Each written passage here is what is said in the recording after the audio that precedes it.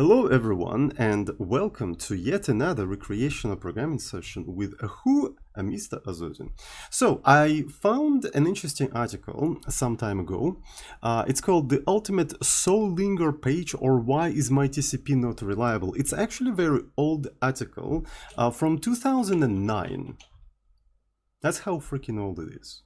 It's from a completely different age of programming, honestly. I think the programming culture in 2009 was completely different. I think by that time I was already programming, so I started in 2006, 7, 8, 9, like 3 or like 2 years, like I don't know for how long, 2-3 years. Right, and I found this article as I was working on my WebSocket implementation in C3. Right. So I actually was using TCP in a very naive way. And because of that, some of the test cases in a test suite that I was using to test my WebSocket implementation were not passing, and I couldn't even understand why. Right, I had to go on a very deep rabbit hole troubleshooting, and I discovered this specific article, which actually explained a lot of things and helped me to actually fix some of the test cases. And in fact, this implementation passes all of the server test suite cases, so it's pretty much production ready. The only problem with this implementation is that it's only synchronous.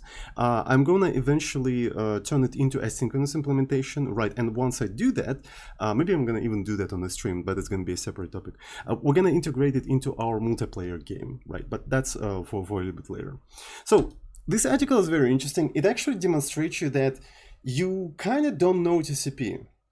If you ever worked with TCP sockets, if you do that for the first time, you're probably gonna get it wrong for the first time. A very naive way of working with TCP socket is just not the right way to do that. And the article is basically goes over that and explains you why, and also offer you the way how you should be working with the socket. Specifically, you need to close your sockets correctly, otherwise you're gonna lose a lot of data in TCP. We're talking TCP. TCP is known to be a protocol that is reliable, unlike UDP. Like, it was specifically designed to not lose any data. Yet, if you use it incorrectly, you will lose some data when you try to close the sockets. It's just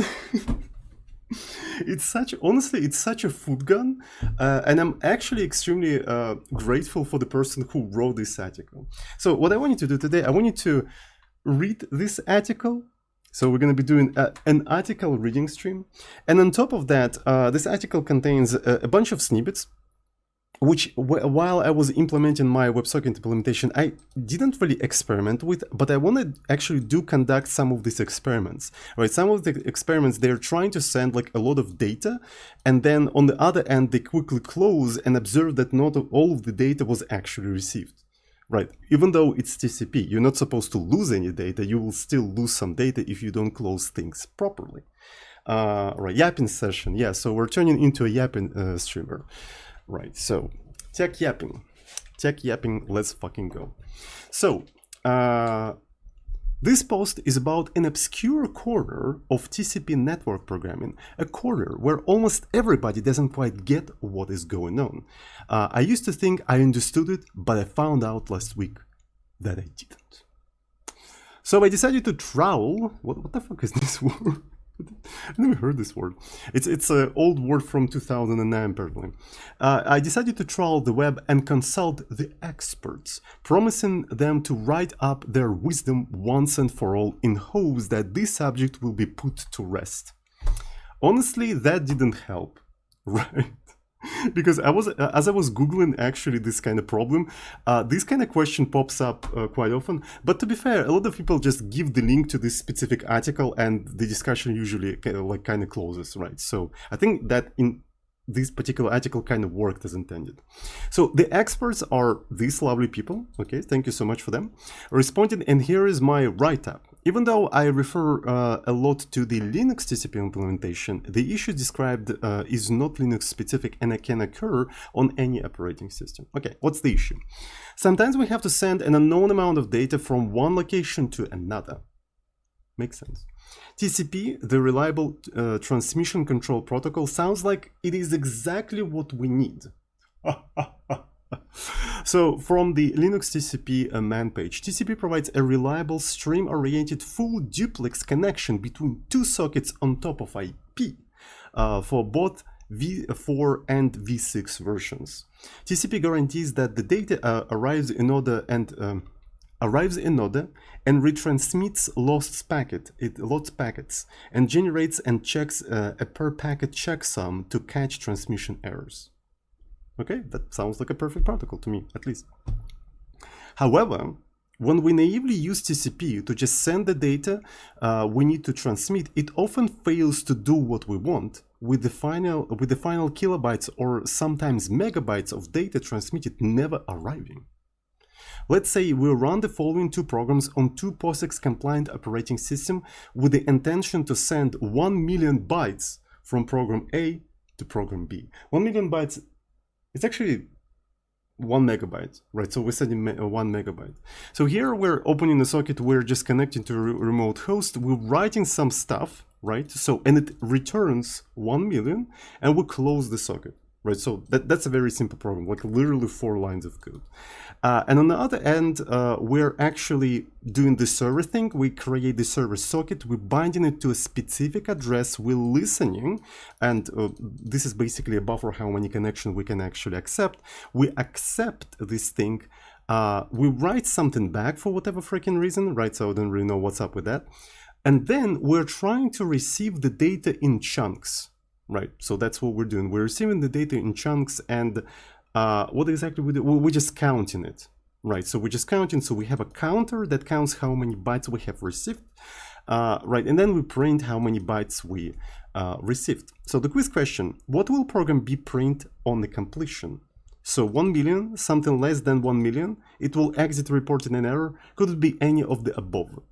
We can actually check it ourselves. When I was reading this article, like I needed the solution as quickly as possible. I didn't even check how this program works. Well, it could be any of the above, right?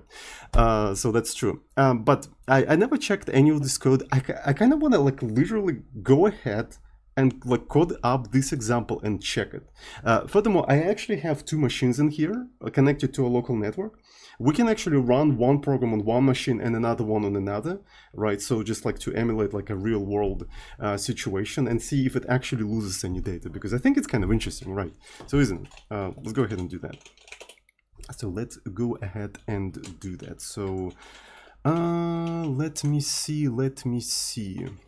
You don't know TCP. That sounds like a pretty cool name for an article. Right, so in a style of like you don't know JS, right? You don't know JS, like this very clickbaity, not even an article, actually repo. And I think there were several of such things for different kind of languages, and they just contain obscure. Oh, it's even a book. Yeah, it's literally a book.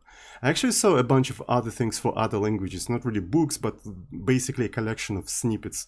A very obscure snippets. I think I saw one for C++. I think I even know the person who actually composed this one. That's their nickname. So, yeah.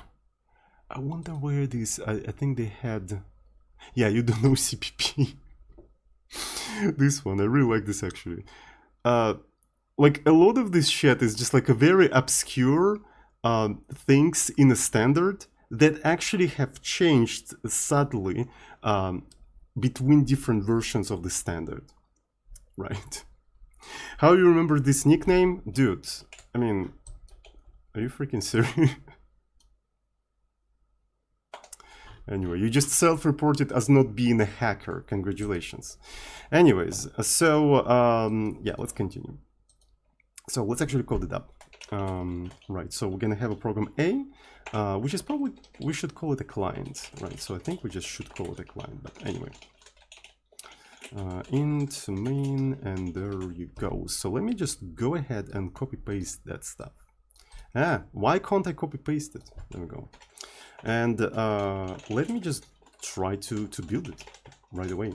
Might as well even create a make file. Right, so this is going to be A. AC.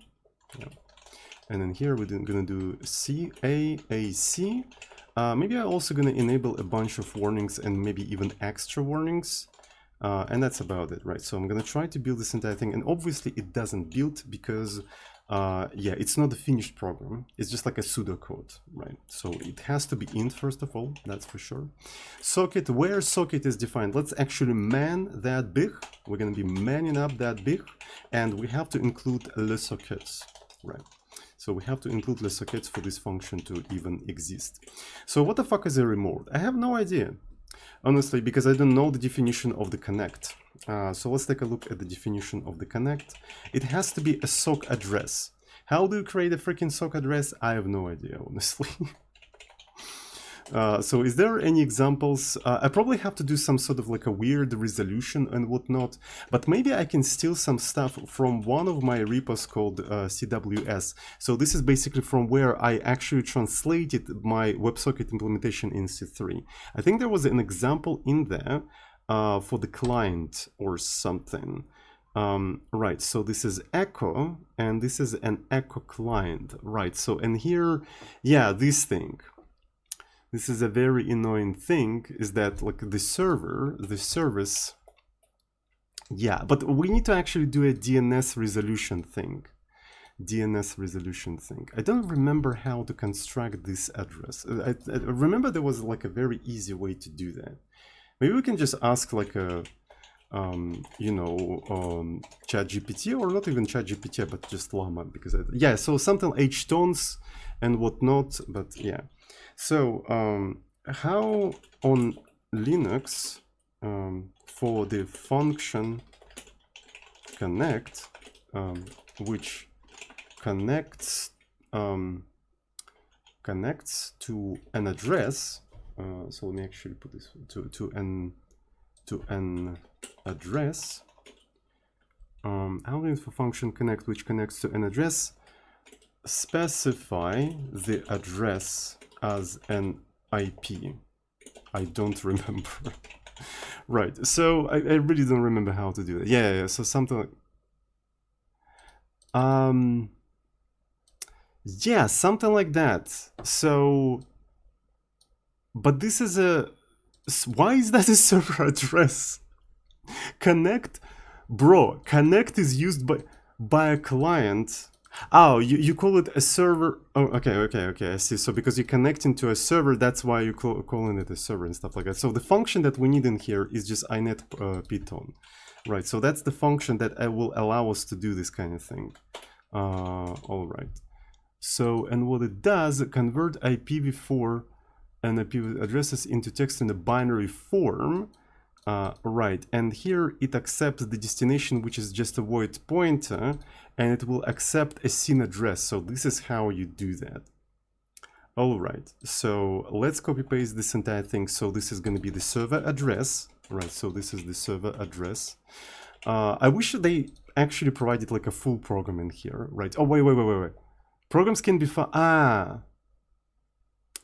so I think it will contain the full solution in here. I don't really want to have the full and final solution. I want to actually go incrementally as the article goes. Right, I don't think this is the ideal thing that we want to have in here. Right, if you take a look. Yeah, it contains too much. It already contains the final solution and stuff like that. So I don't want to use this program. Right, so I want to actually go incrementally as the article goes. Because of that, I'm going to be actually writing my own stuff. Though we can actually steal some of the stuff in here. For example, I'm pretty sure it uses inetp. Yeah, it literally uses the same thing that ChatGPT actually suggested us to use. Probably this particular program was used in the training data of ChatGPT. It's not even ChatGPT, it's actually Llama, so I apologize for that. It's not actually Llama, so we wouldn't need AI in here. I just beat my tongue, I'm sorry.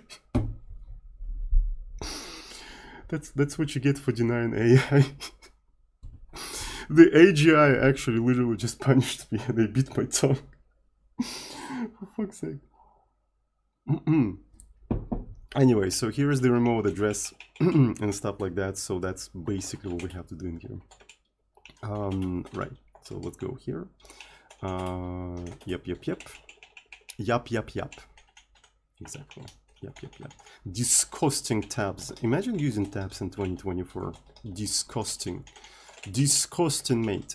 So they apparently used some sort of like a command line processing. We're not going to be accepting any command lines or anything like that. So we're going to just set straight up this thing. And here is the remote address. A scene family is internet. It's internet as fuck, bruv. It is in fact internet as fuck. The port has to be, by the way, 6969, right? So 6969, and so now in here we just connect to the remote thing, then we write some bytes, and then we just do something like this. We don't even have a buffer in here, so I wonder, we probably should allocate it, but before we allocate it, let's actually try to compile this entire thing. So this is remote. Storage of the remote isn't known. Okay, so if I take a look at this thing, so it's going to be man, and we have to actually include ARPA. There we go. All right, what else do we have in here? So connect is not compatible with the remote pointer. Are you for real? Bruv. Are you for real? Because it's a... Right, so it accepts the pointer to sock address, but the argument is sock address in. So we have to kind of explicitly cast it to this thing, which is kind of weird. Maybe I'm gonna actually cast it to this thing. Right, I think it makes more sense. So then we're writing some of the stuff, and I suppose write is located somewhere in unistd, right? So this is gonna be unistd, and we don't have a buffer in here. All right, I suppose we have to allocate somewhere, like buffer somewhere here, right? So this is going to be buffer, and let's say that is going to be also 1 million bytes. But we also would be kind of nice to maybe initialize that 1 million bytes with something. Right, so let me also maybe define that 1 million as this. Right, so this is 1 million, we're going to use it as n, and here we're going to be also using it as n. And what I'm gonna do is maybe I'm gonna just memset the entire buffer with right, and then I'm gonna put actually size of buffer. I just realized that I don't really need n, because I can always do size of buffer and it will give me literally a million, so which makes it a little bit easier, I think. Really easier, but I mean, just looks a little bit nicer in my opinion. Just looks a little bit nicer, right? So, yep, and if I try to build this entire thing, it complains that there's no memset, but this is because I never actually included a string, and everything seems to be working. It's actually kind of ironic, right? The executable is actually a, right, and it also sends you 1 million as. We can actually give it a try. Do we have something like NC? We do have NC. If I do NCL 69 as 69, I'm listening to this entire thing, and then I'm just literally running and compilation broken pipe. It didn't fucking work. I have no idea why. We're supposed to listen to this 6969 thingy, but it didn't work. I can do telnet, maybe localhost 6969. Connection refused. N-tones, H-tones. I don't fucking know what's up with that. But it's 6969. I don't fucking know. I think something is weird going on. Yeah. What was that?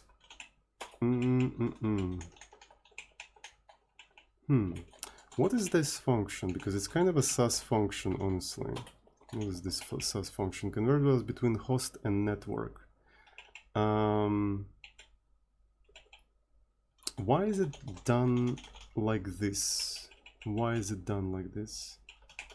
So usually I use H-tones, so I have no idea why it is doing it like that. Wait, what? Something is weird going on. So H-tones. This example is really weird because usually I just do H-tones. Like, what the fuck was that? Right. So and then, is it going to work now? But I don't think it's going to work, but because yeah. So it's not about that. It's definitely not about that. So because the telnet also doesn't work, right? So if I do localhost or 127.0.0.1 69.69, connection refused. So netcat simply refuses the connection. So maybe it's something with netcat. I don't freaking know. So you can listen. Maybe you have to listen to the port specifically. Yeah. So you do NC and then you have. So NC is so weird, and as far as I know, there's like several implementations of NC, like a BSD NC and some, I don't freaking know, and they have slightly different flags, and they quite often don't even report problems properly. It's NC is usually weird, and it acts like differently depending on the machine, essentially. Right. So now, if I try to do a localhost, okay, now it works. It literally was -P, right? And it didn't even report that stuff to me properly. So, right. So it's kind of weird. But anyway, so let's actually try to replicate it one more time. And if I do that, so we got 1 million A's. So that's what we got. So that's what we just coded. Isn't that epic? I think that's pretty epic. But that's only the client, right? So we need to actually code a thing that receives this entire shit, right? Let's go ahead and do that. Let's close the AI. It's useless anyway. We have the code from which we can copy paste. Fuck the AI. Right. So here we're gonna have the b.c, right? So I'm gonna actually include some stuff in here. And I'm going to put this thing in here and return 0. So, and might as well just copy paste this entire thing. I wonder if we'll have to, yeah, so there will be some sort of a local address and whatnot, but we already know how to create addresses, right? We already know how to create addresses. So I'm going to go to the makefile and I'm going to probably literally just replace a, it's not that easy, right? So I can't use Emacs magic, unfortunately, because there's like these A's in here, which are a bit annoying. But anyway, so we want to build all are A and B. So let's go ahead and just build this entire thing, right? So, and it obviously doesn't build, but probably because we just need to include all of these headers, right? Basically the same headers, honestly. Basically the same headers. What else do we have in here? So local address. Okay, that's understandable. Let me take a look at the bind. And the bind accepts kind of like a similar situation, I suppose. We can go into the program A, we can grab the remote, right? So we can grab the remote, and we can rebrand it as local, right? So this is going to be local thing. So this is local now. So we're listening to address. Let's actually listen only to local addresses, but maybe we can go a little bit unsafe and just leave it dangerous. But anyway, so this is the local address, and so this is going to be the port to which we're listening and stuff like that. So, and that's about it, isn't it? I think that's it. Right, and here it uses htone. Well, I mean, this is because we copy pasted this. I'm an idiot. I'm sorry. So this is local, and let's actually do void star. And what else do we have in here? Local len. Okay, so we can just do size of local. That's understandable. Yeah, passing 2 arguments to accept. Fascinating. So we bind it to the local address, but then the accept, through the accept, we also actually store the address of the client. So we're basically reusing this variable. Okay, so I don't think I've seen this kind of usage before. Nullable. Can we just put null in here if I don't give a shit about the address of this thing? I think I should be able, right? So since it's nullable, does it even say anything? So is a pointer to socket address structure. The structure is filled in with the address of the peer socket as known to the communication layer. The exact format of the address is blah blah blah blah blah blah. When it's null, nothing is filled. In this case, address len is not used and should be also null. Well, I mean, how can it be null? It's also it is pointer. Okay, so it should be also null then. Okay, so that's cool, that's cool. So we're writing back this kind of shit, and that should be actually working. I think we almost done it, but we don't have a buffer, right? So let's allocate the buffer. It's gonna be buffer 496, and here we're gonna put size of le buffer. All right, so, and we're just reading it in chunks. What else do we have in here? So semicolon, understandable. What else? Exit. You want stdlib. There we go. Everything is compilable. Cool. So let's actually start server, I suppose, but we have to actually go here. Let's go here. It's going to be cd, and I'm going to start the server. All right. So now I'm going to start the client. Connection reset by peer.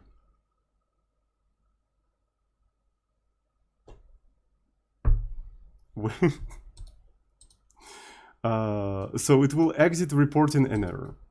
So this is what happened in our case. So I wonder if it's going to be like that every time. Connection reset by peer. I wonder what's gonna happen if we wait a little bit, right? So we wait for a second.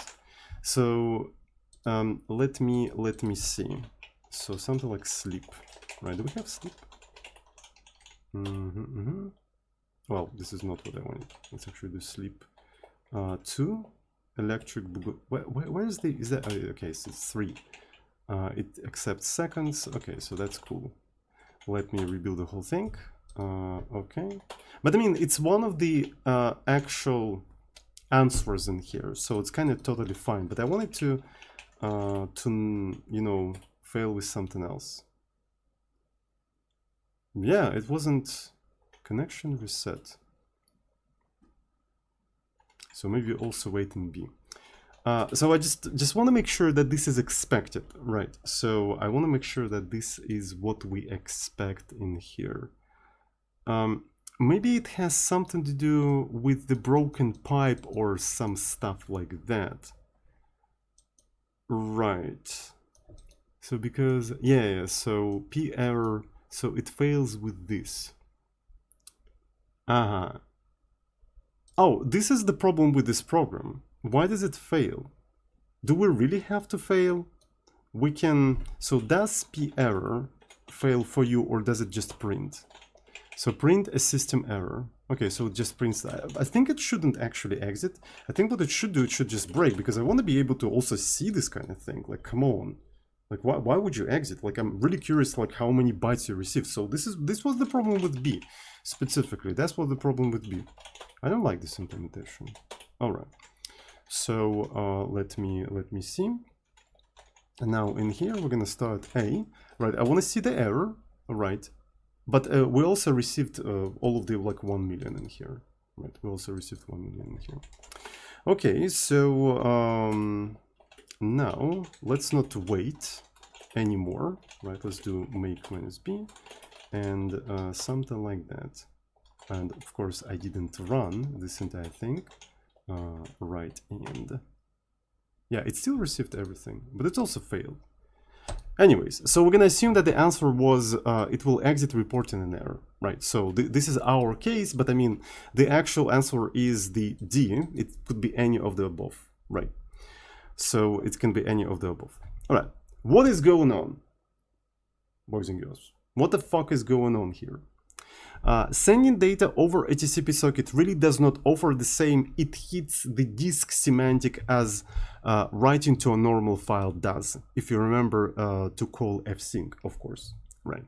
So in fact, all a successful write in the TCP would mean is that the kernel has accepted your data and will now try to transmit it in its own sweet time. Even when the kernel feels that the packets carrying your data have been sent, in reality they've only been handed off to a network adapter, which might actually even send the packets when it feels like it. From that point on, the data will traverse many such adapters and queues over the network until it arrives at the remote host. The kernel there will acknowledge the data on a receipt. I think that's how you pronounce this word, but anyway. And if the process that owns the socket is actually paying attention and trying to read from it, the data will finally have arrived at the application and in file system speak hit this the disk.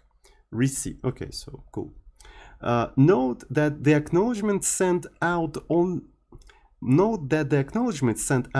means the kernel saw the data. It does not mean the application did. Honestly, networking is such a complicated thing. Is that, like, again, you have like too many chains, too many elements of the chain, right? And it's like in every element of the chain, look, whatever can happen, right? So it's like it's very difficult to predict. It's a very complicated system overall.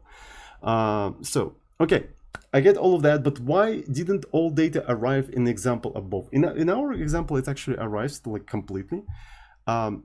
Maybe because we were on the same machine, honestly. Maybe that was the reason. Maybe that was the reason. Let's actually try to put this entire thing on a different machine. So we have this interesting machine. I think it's at 10704. Yeah. So that's basically the ping towards that machine. This is this machine. But it's kind of interesting. I'm currently connected to VPN. Right, and the VPS that's facilitating the VPN is actually located in Germany, right? So I'm connecting to a German VPN. It's a WireGuard, right? So WireGuard, right? So this laptop from which I'm streaming is connected to a German VPS, and this laptop that is sitting nearby in here as well is connected to the same VPN. So when I'm pinging this address, I'm pinging this laptop through Germany while sitting near the border with China. So I think this is a pretty good example, right? So a pretty good setup, I mean. So essentially, if we try to send 1 megabyte, it's going to be going from Siberia to Germany and back. So it's quite fast. Well, I mean, yeah, so maybe. I don't know. So I can even SSH into this thing and yeah. So there we go. So that's what it is. It's a, yeah. So we can maybe, what I'm thinking is that we can turn this entire stuff into a Git repo, right? So we can actually turn it into a Git repo. I think it's going to be a cool idea. So let's git ignore all of the executables in here. So it's going to be A and B. So this is what we're git ignoring. And I'm going to just git init, right? So I'm git initting this entire thing. Let's track all of these files, right? So this is going to be ready, set, a go, right? I'm going to put it like that. So what we can do now is rather interesting. So I have a bare repo in here, right? And while being on a separate machine, I can probably go into the probe. By the way, this is machine from which I used to stream. This is the 10 years old laptop. It's this one. Do you guys recognize it? It's him. It's actually him, right? So it's still serving well. It's still working, right? And I use it basically as a file, file server, right? So for different things. So it's the legendary 10 years old laptop. So it's still working. So what we can do in here is I think we can just git clone this entire thing. So this is basically I wonder how easy it is to do that. So because I might not be able to SSH back into my current laptop from that one, because I don't think I ever checked that. Damn, I don't think I ever checked that, but we'll see. So 10702, right? So it's that, and it's more like a streamer at that specific address. You can't really see much, right? And in here, it's programming this one. Okay, let's try to clone this entire thing. Or maybe let's just try to clone it not bare, but just like a regular one. Okay, so that's totally fine. Yeah, I can't easily do that. Fuck. Maybe. So maybe I can authorize this thing. maybe I can very easily authorize this thing. So I have to be a little bit careful. Right, so I need a public key, right? I need the public key. So the public key is located in SSH, so that's the public key. And I just need to add it very carefully to my authorized keys. Leak incoming. Yeah, this is just a public key. This is not that big of a deal. Right, again, this is just a public key.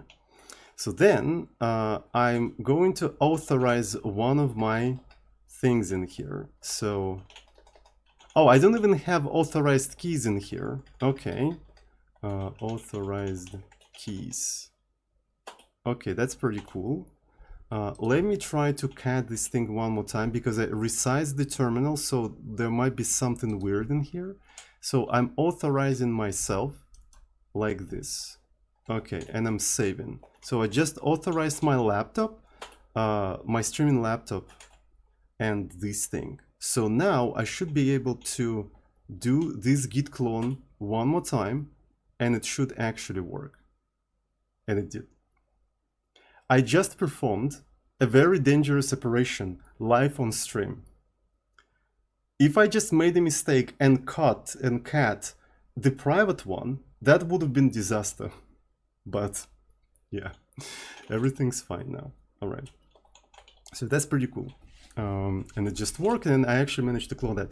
A lot of people don't know that, but git clone just works over SSH. Living on the edge, yeah, so edging, so to speak.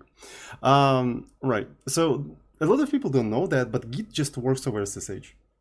So these Git URLs, these magical Git URLs that you actually get from GitHub, they're literally SSH URLs. Like this is a SSH URL. So what it essentially does, it says SSH to github.com with the user git at its home folder sodding and this repo. And what you're doing, you literally SSH into their servers. Like that's literally what you're doing. So this is what this magical URL means. It's literally an SSH URL, the similar one that you put in SCP. Right. The similar one that you put in SCP.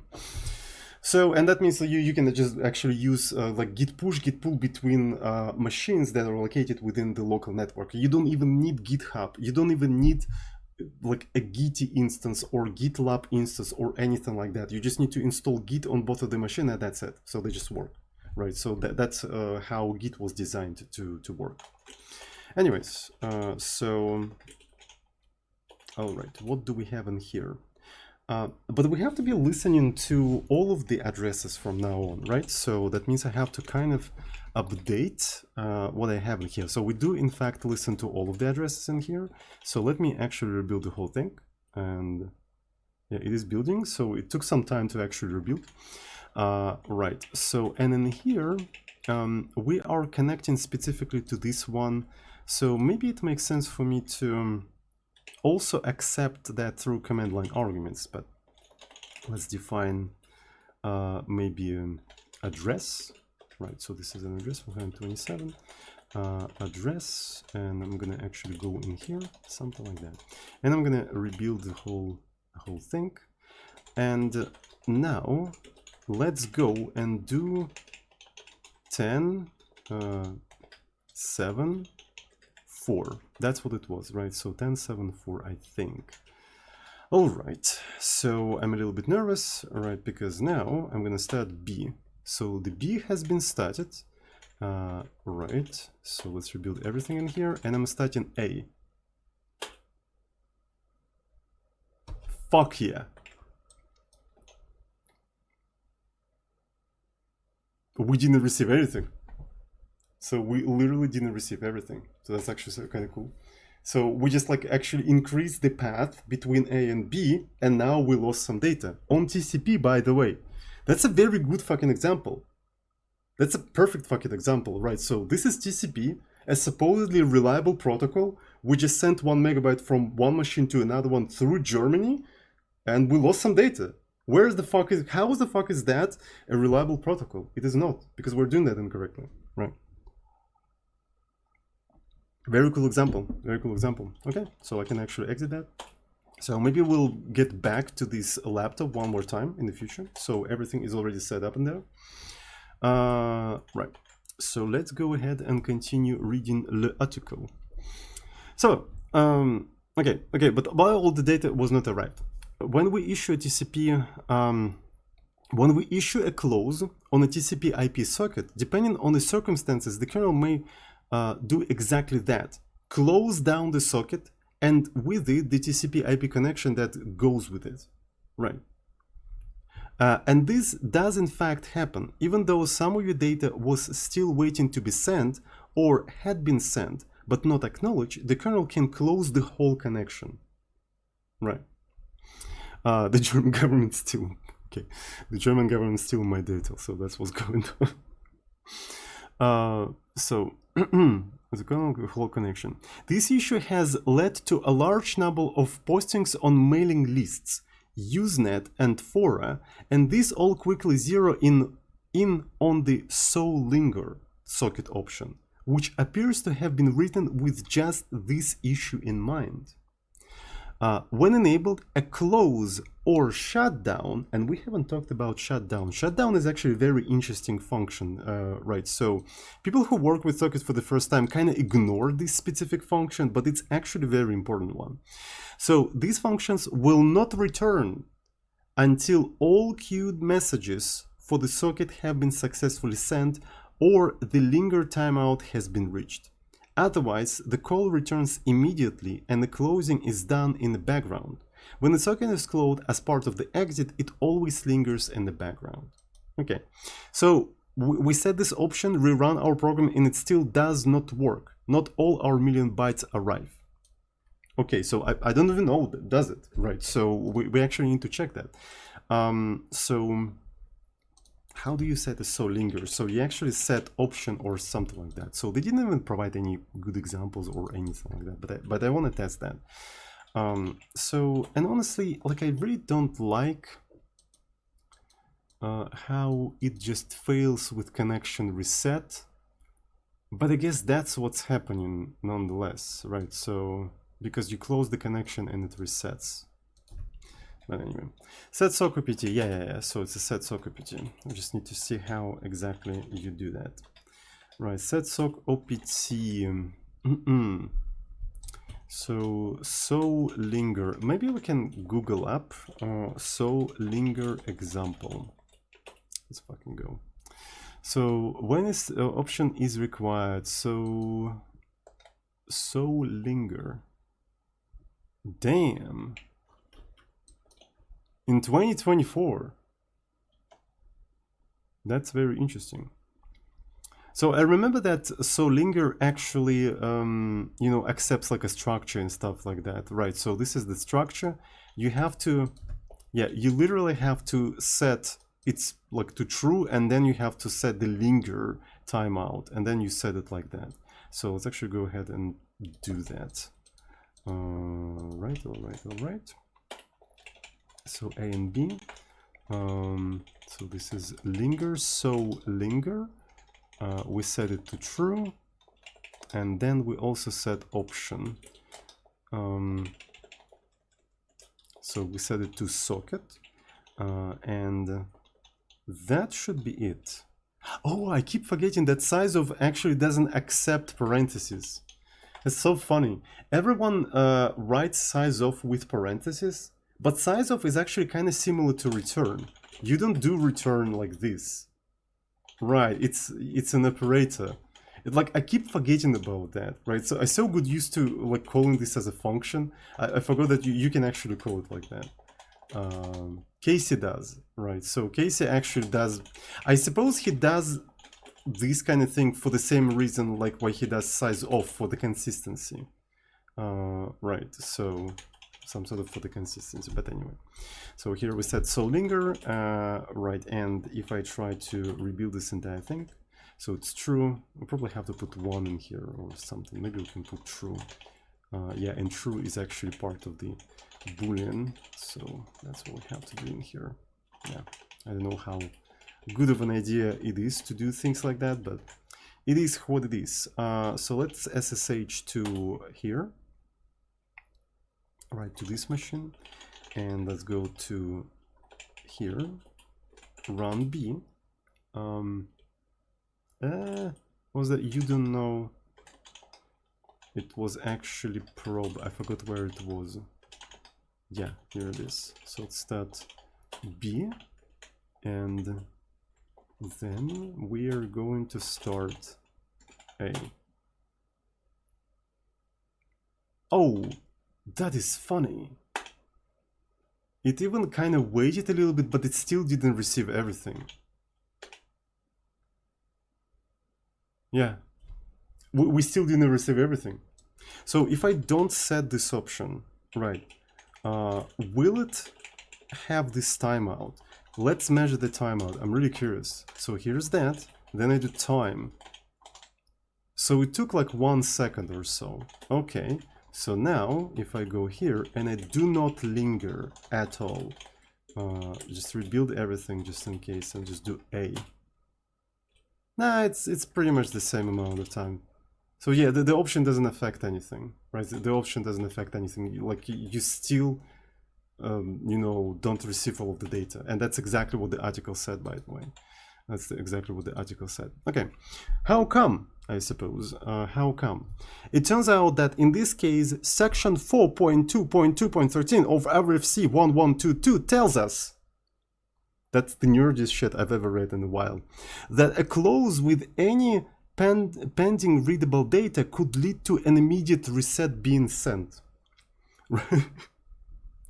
Okay, so a host may implement a half-duplex TCP close sequence so that an application that has called close cannot continue to read data from the connection. If such host issues a close call while receiving data is still pending in TCP, or if new data received after close is called, its TCP should send RST to show that data was lost. Okay. So yeah, it's really bizarre. So linger exists kind of to like send all of the pending data, but at the same time there is additional section that says that if you did close, it will actually send RST indicating that the data was lost. It's bizarre. It's kind of like these two things contradict to each other, right? This thing says, oh, okay, we're gonna wait until all the data is sent out, and here, but if you close, we're gonna indicate that it's kind of lost. So bizarre to me, but anyway, that's how it is. And in our case, we have such data pending.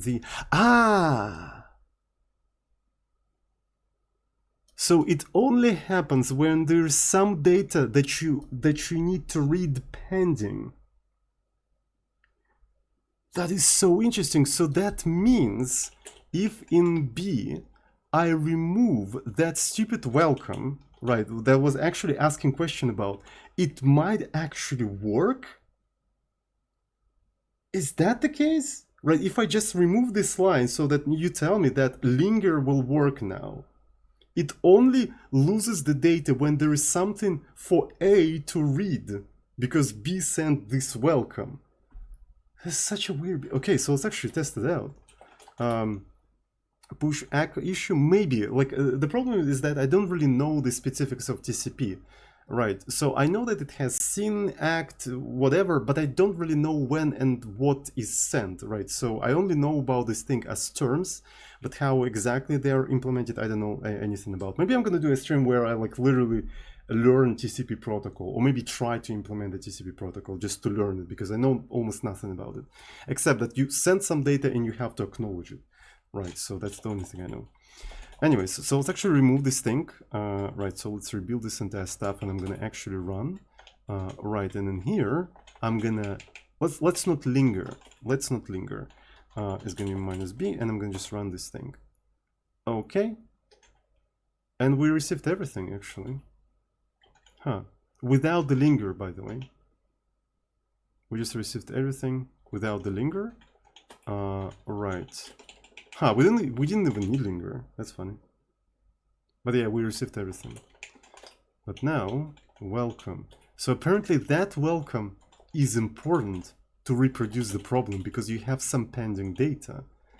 Right, so now we have some pending data, and we didn't receive everything.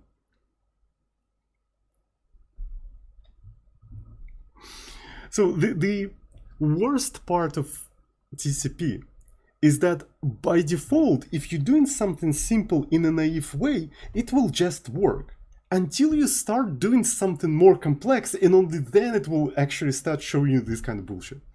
Right. So you will slap together a very simple solution, it will work. Then you deploy it to production, and then you realize you know nothing about TCP. So that's the best part of working with TCP, by the way. That's why you should read out socket before closing. Exactly. And this is what this article is talking about, by the way. So that's one of the things. Before closing, you have to drain the pending read data before closing it. So then linger works properly.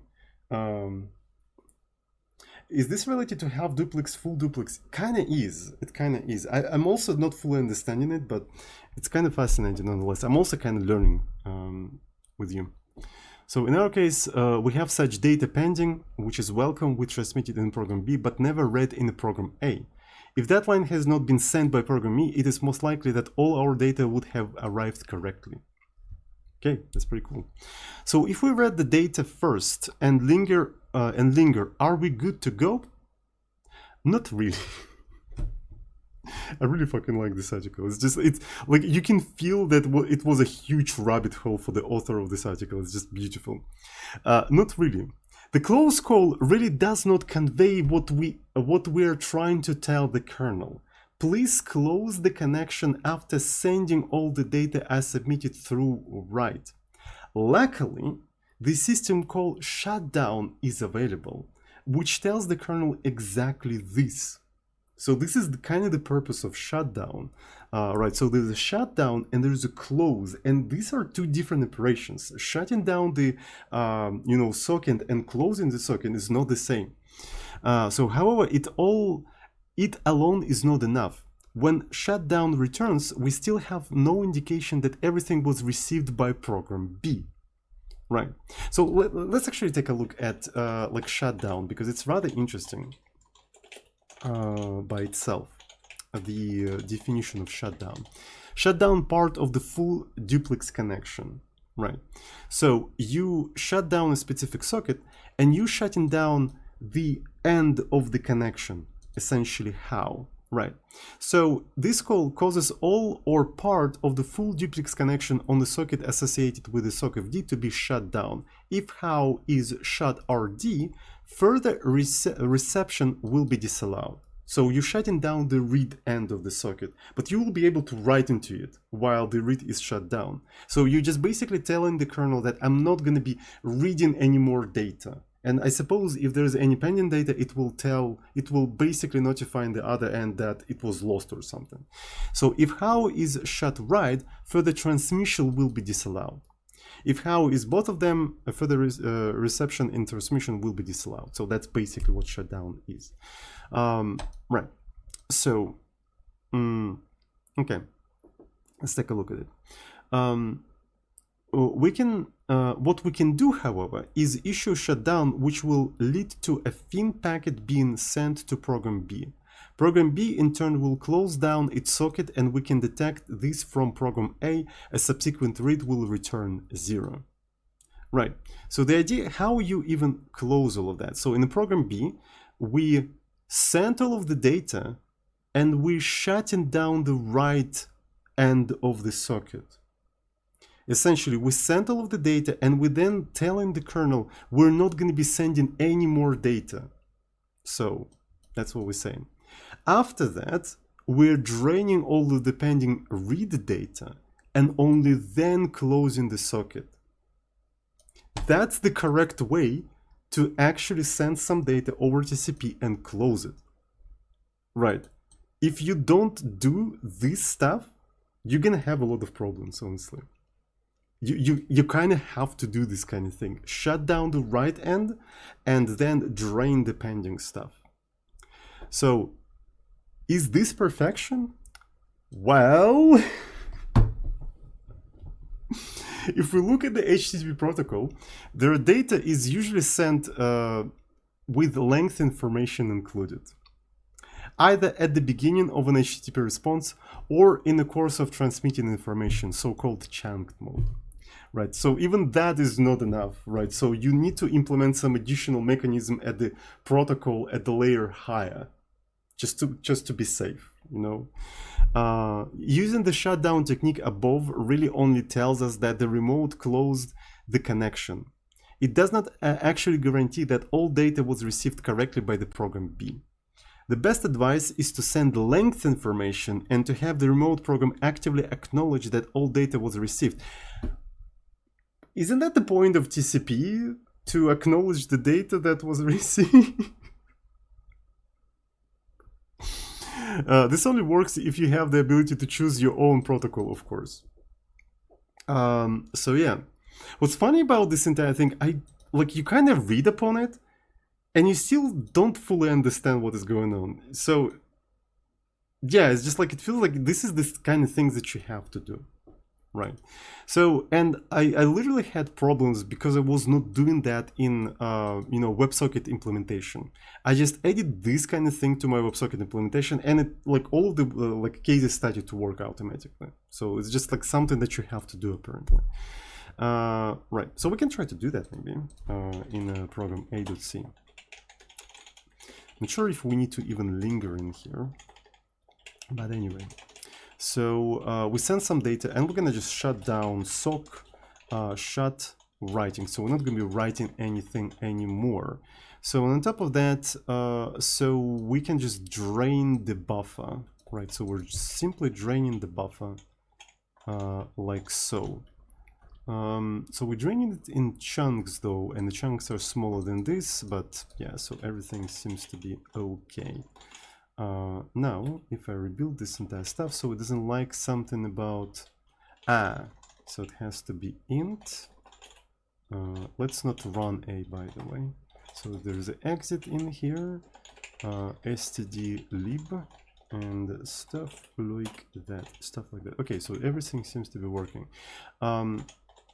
If I try to just do that, so this is B, right, no linger, A, and everything seems to be working. So I think I had some modifications in here. I still send welcome, right? So I do in fact still send welcome. And now, what if I go to A.C and I just don't do any of that stuff and I just close the connection? Make B, just rebuild all the stuff. Yeah, some of the data got lost. I do this kind of thing without any linger, right? And everything was transmitted correct. So that's what's going on here. Oh yeah, the people also mentioned like Beer's Guide to C programming and stuff like that. There's a lot of information online about this, this kind of stuff. Right. So what else can be done? If you need to deliver streaming data to a stupid TCP IP hole in the wall, as I've had to do a number of times, it may be impossible to follow the sage advice above about sending length information and getting acknowledgements. In such cases, it may not be good enough to accept the closing of the receiving side of the socket as an indication that everything arrived. Luckily, it turns out that the Linux keeps track of the amount of acknowledged data which can be queued using this iocto. Once we see this number hit 0, we can be reasonably sure our data reached at least the remote operating system. Unlike the shutdown technique they described above, think appears to be Linux specific. Updates for other operating systems are welcome. So honestly, I didn't use this thing in my WebSocket implementation and it worked fine. Right, and on top of that, it is again a Linux specific thing, so maybe it's not really that important, right? So it feels like none of these solutions are going to work well anyway, so you're always going to have some trouble, right? So because it's a, freaking networking. But how come it just worked lots of times? As long as you have no unread pending data, the stars and moon are aligned correctly, your operating system is of a certain version, you may remain blissfully unimpacted by the story above. And things will quite often just work, but don't count on it. Okay. Some notes on non-blocking sockets. Volumes of communications have been devoted to the intricacies of Solinger versus no blocking sockets. From what I can tell, the final word is don't do it. Rely on the shutdown followed by read end of file technique instead, using the appropriate calls to poll, epoll, select, of course. Okay, so even with non-blocking sockets, just do the shutdown followed by read approach, right? So just do that always, I suppose. A few words on the Linux send file and splice system calls. Send file is an interesting system call, right? So I barely use this thing, but it can actually speed up some servers. So essentially, it accepts only file descriptors, but it doesn't accept any buffers, right? So in case of write, it's a wrong write. I need a different write. I think I need a write to electric boogaloo.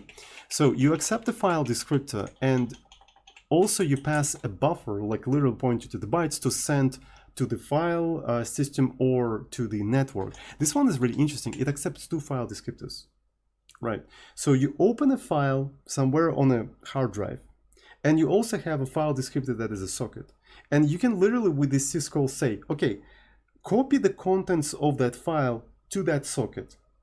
The cool thing in here is that it does all of that in kernel, right? So with write, what you're going to be doing, you're going to be in the loop, constantly calling write syscall. What that means, every time you call write syscall, you switch the context to kernel. Kernel sends a bunch of information and then switches context back to the user space. And then you call write again, and basically the context jumps between kernel and user space, kernel and user space, kernel and user space. In here, right, you can essentially avoid all of that. You have the file descriptor for the file open, you have file descriptor open for the socket. You just tell the kernel, okay, transfer data from that file descriptor to that file descriptor, and you don't jump between the context anymore. This is actually kind of a cool, kind of a cool syscall, right? And like I think different web sockets, web servers, I'm sorry, like Nginx, they have a compilation flag that mentions send file, right? So you can configure web servers to use send file to actually serve, I suppose, static content. And as far as I know, it actually speeds up the the performance of the web servers. So this kind of stuff is useful for web servers, Nginx and stuff like that. So it's kind of cool. I really like this syscall. I never really seriously used it. I think I used it only once. But I mean, I didn't use it in a setup where I could like meaningfully measure the improvements of performance, right? So in that case, it's kind of like no dopamine hit, unfortunately. So they're talking about that. I don't know anything about Splice. I'm actually kind of curious about Splice. So what's up with that? What's this thing? Splice data to and from pipe. So it accepts input, and this one output, moves data between 2 files descriptive without copying between kernel address space and user space. Okay, I guess it's kind of similar, right? So, but at the same time different.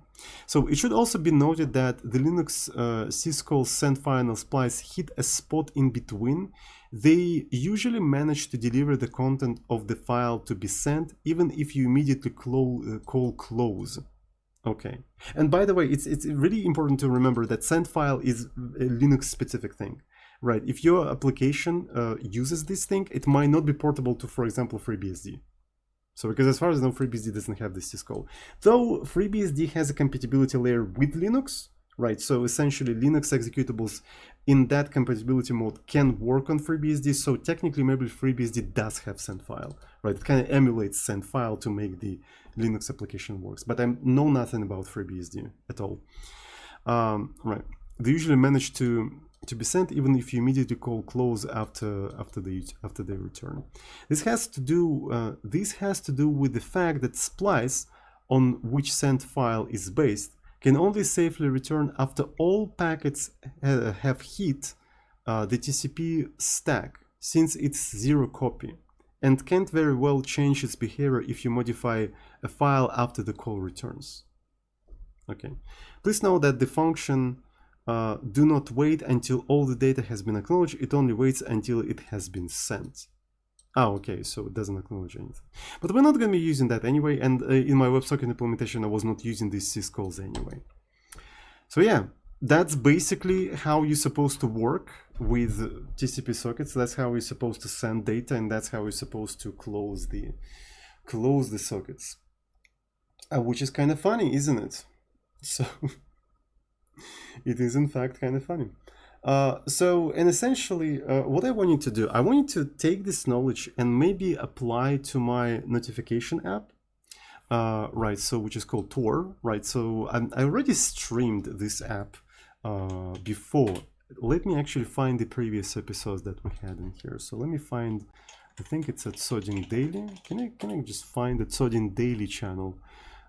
Right, and there was this pretty cool session called server-side rendering in C. Hello, right, everyone. So I'm gonna put this thing in the chat. Shut the fuck up, Zozin. And for people on YouTube, I'm gonna actually put that in here.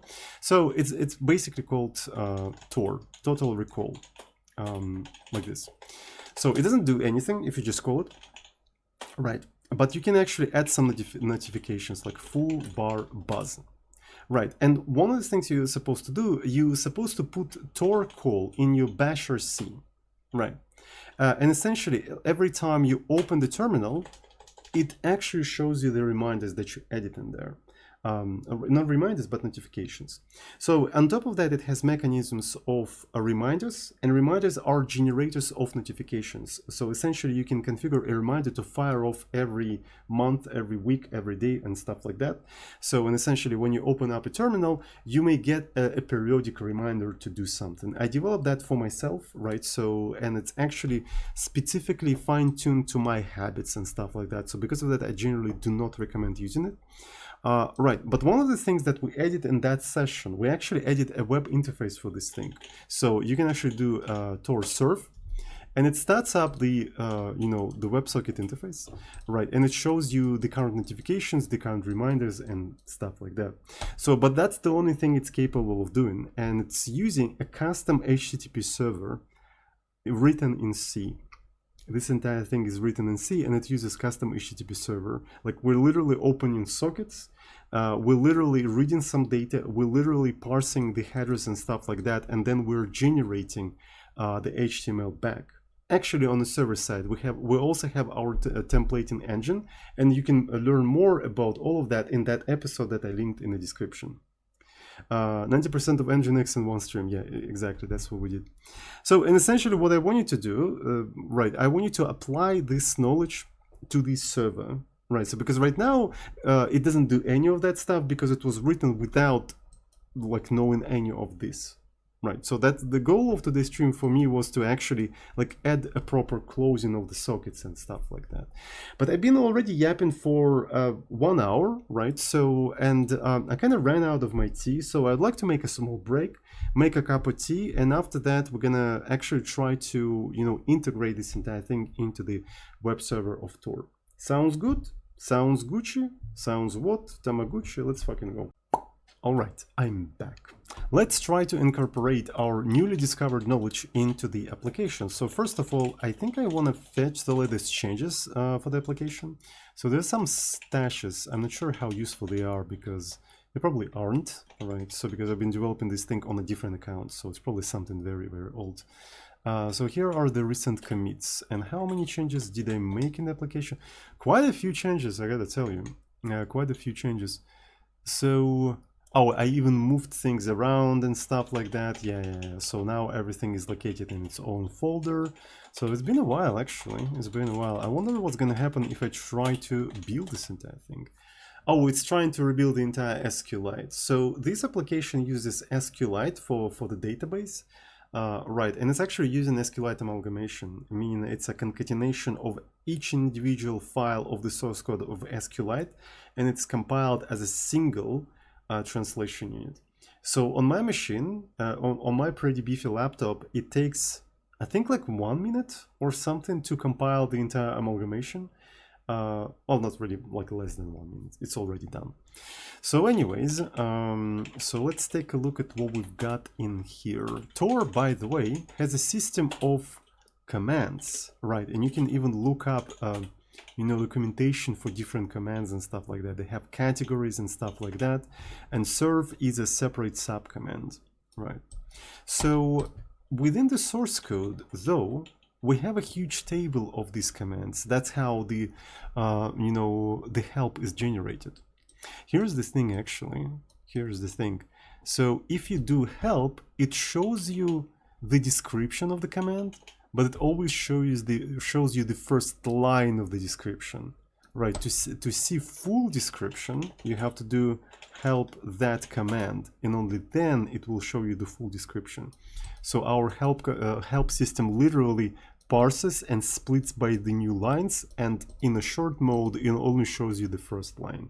That's how advanced our system is.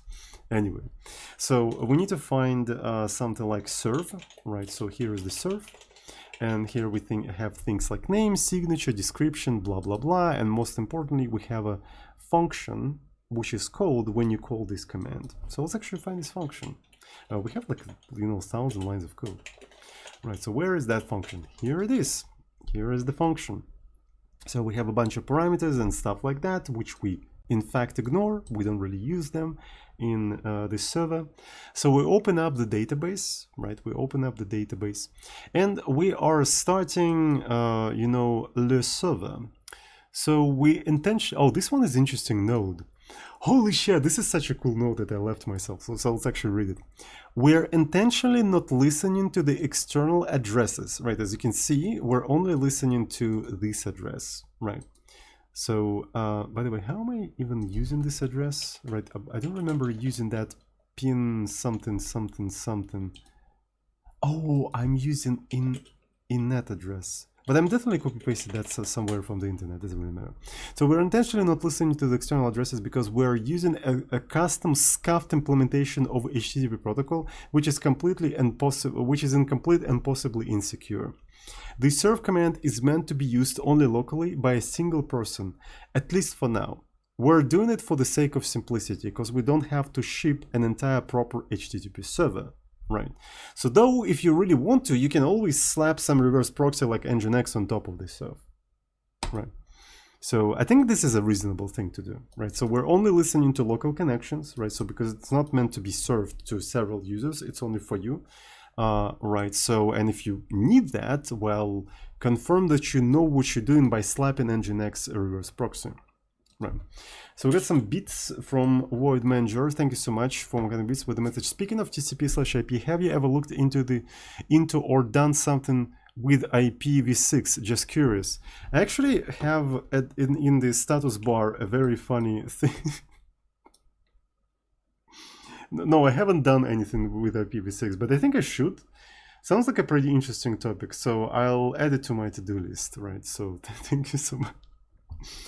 Man, like IPv6, I think I heard that IPv6 is the future and it is going to replace IPv4 when I started to learn programming. In 2006, I think I heard that for the first time. So it's been almost 20 years, almost like 18 years. Where? I mean, even migrating from 32 bits to 64 bits been actually relatively successful as of today, right? So pretty much any user machine is actually 64-bit. There are some 32 bits and stuff like that, but the majority of the machine these days 64. Right, so because I remember back in the days, migrating from 32 bits to 64 and migrating from IPv4 to IPv6 were considered sort of like unsolvable problems. We kind of migrated to 64 bits pretty much, but we still couldn't migrate to IPv6. IPv6 is preparing for a problem that shouldn't come up, maybe. So anyways. anyways. So alrighty, so we're preparing the addresses, we're preparing the ports. Here is the server FD. We open it up, we set some options. As you can see, we just set some options.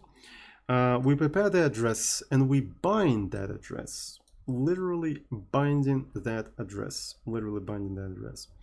Then we're obviously listening, so with 69, with a pool of 69, that's totally understandable. And then we're just logging that we're listening to that specific address.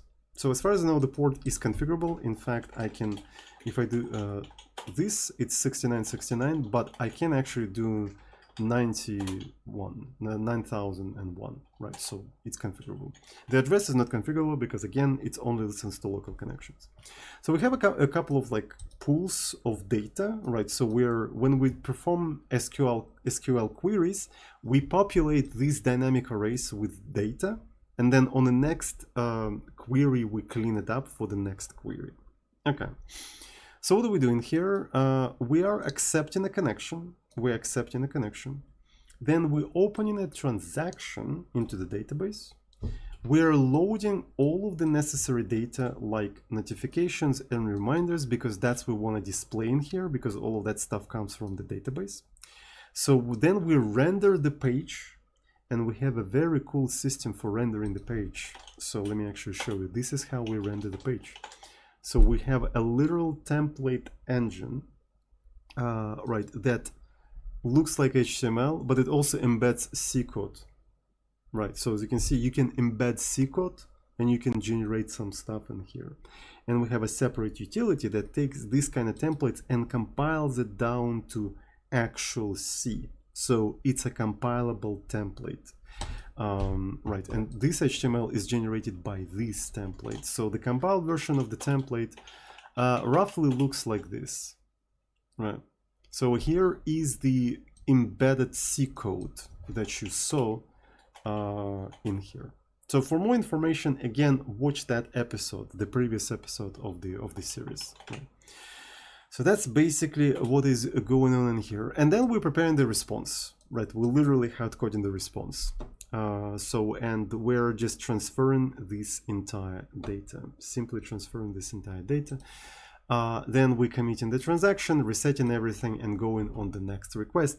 So what I'm thinking is that instead of closing, right, so instead of closing, what we probably have to do, we have to do that thing with shutting down the write connection and also draining the response.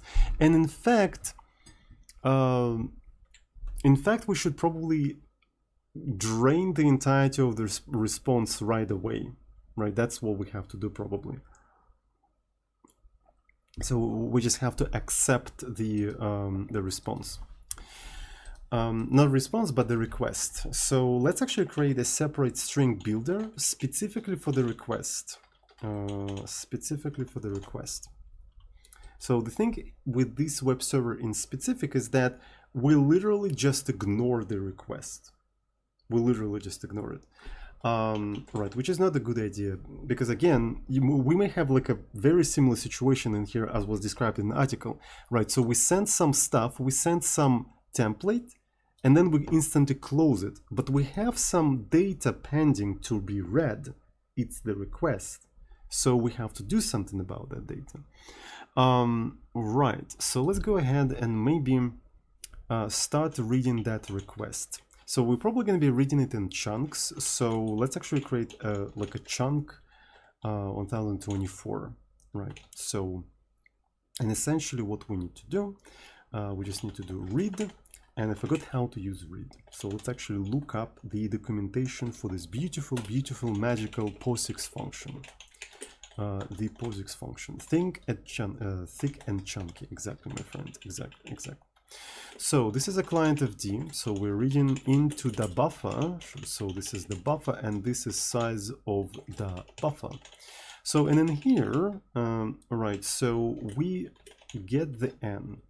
And I suppose we're going to be doing all of that while n is greater than 0. Right, so while n is greater than 0, and we want to be appending all of that stuff into the request buffer. So we do have function sb append buffer, right? We put request in here, buffer and n. So, but we may also have a situation when reading errors out, right? So if it errors out, we probably want to simply close the connection, right? So that's what we want to do. But it would be kind of cool to actually use the semantic of the return in some sense. So essentially, I want to be able to do something like a next connection, and it will automatically close the socket and do the right thing and go to the next connection. So an equivalent in this case would be probably continue, but that means I'll have to explicitly do the close, which is not particularly great in my opinion. So maybe what would be better is to maybe extract this entire thing into a separate function, but then we're not going to have an access to this part in that function, so it's a little bit annoying, honestly. It's a little bit annoying. So I guess we're gonna do it the way we're doing it. So if we couldn't read, we're gonna be just logging this entire thing. Std error, could not read request for this reason. So it's gonna be str error no, and I'm actually just closing the client of D. And I also need to do this specific reset, and this is why I want you to yeah, I just wanted to have defer. Why can't I, instead of like thinking about how do I restructurize all of that, may I just have a defer, please, already? May I just have a defer? An alternative would be to extract this entire thing into a separate function and pass those things by reference. So that's one thing we can do. So yeah, all right. So maybe let's fucking do that. So this is going to be this function. So serve request. So and in here we're gonna have just a client of D. Just serve the request, and I'm going to literally just grab this entire thing, like so. Though interestingly, so it does one like the opening of the database, not really opening the database, but starting the transaction, so to speak. Starting of the transaction. I'm not sure how. Yeah, we can actually close it somewhere there as well, inside of this thing. Yeah, we can close it in here, but opening a socket has to be actually done outside in here, right? It has to be done outside in here. So we're opening a socket, then we do serve request, and this is the client of D, right?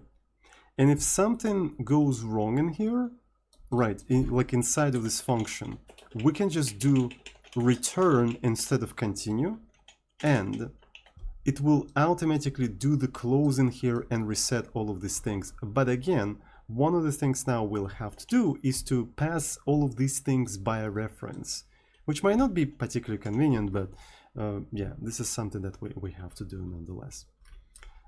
So log the queries. Yeah, so this is, maybe I'm gonna put that to do specifically in this function.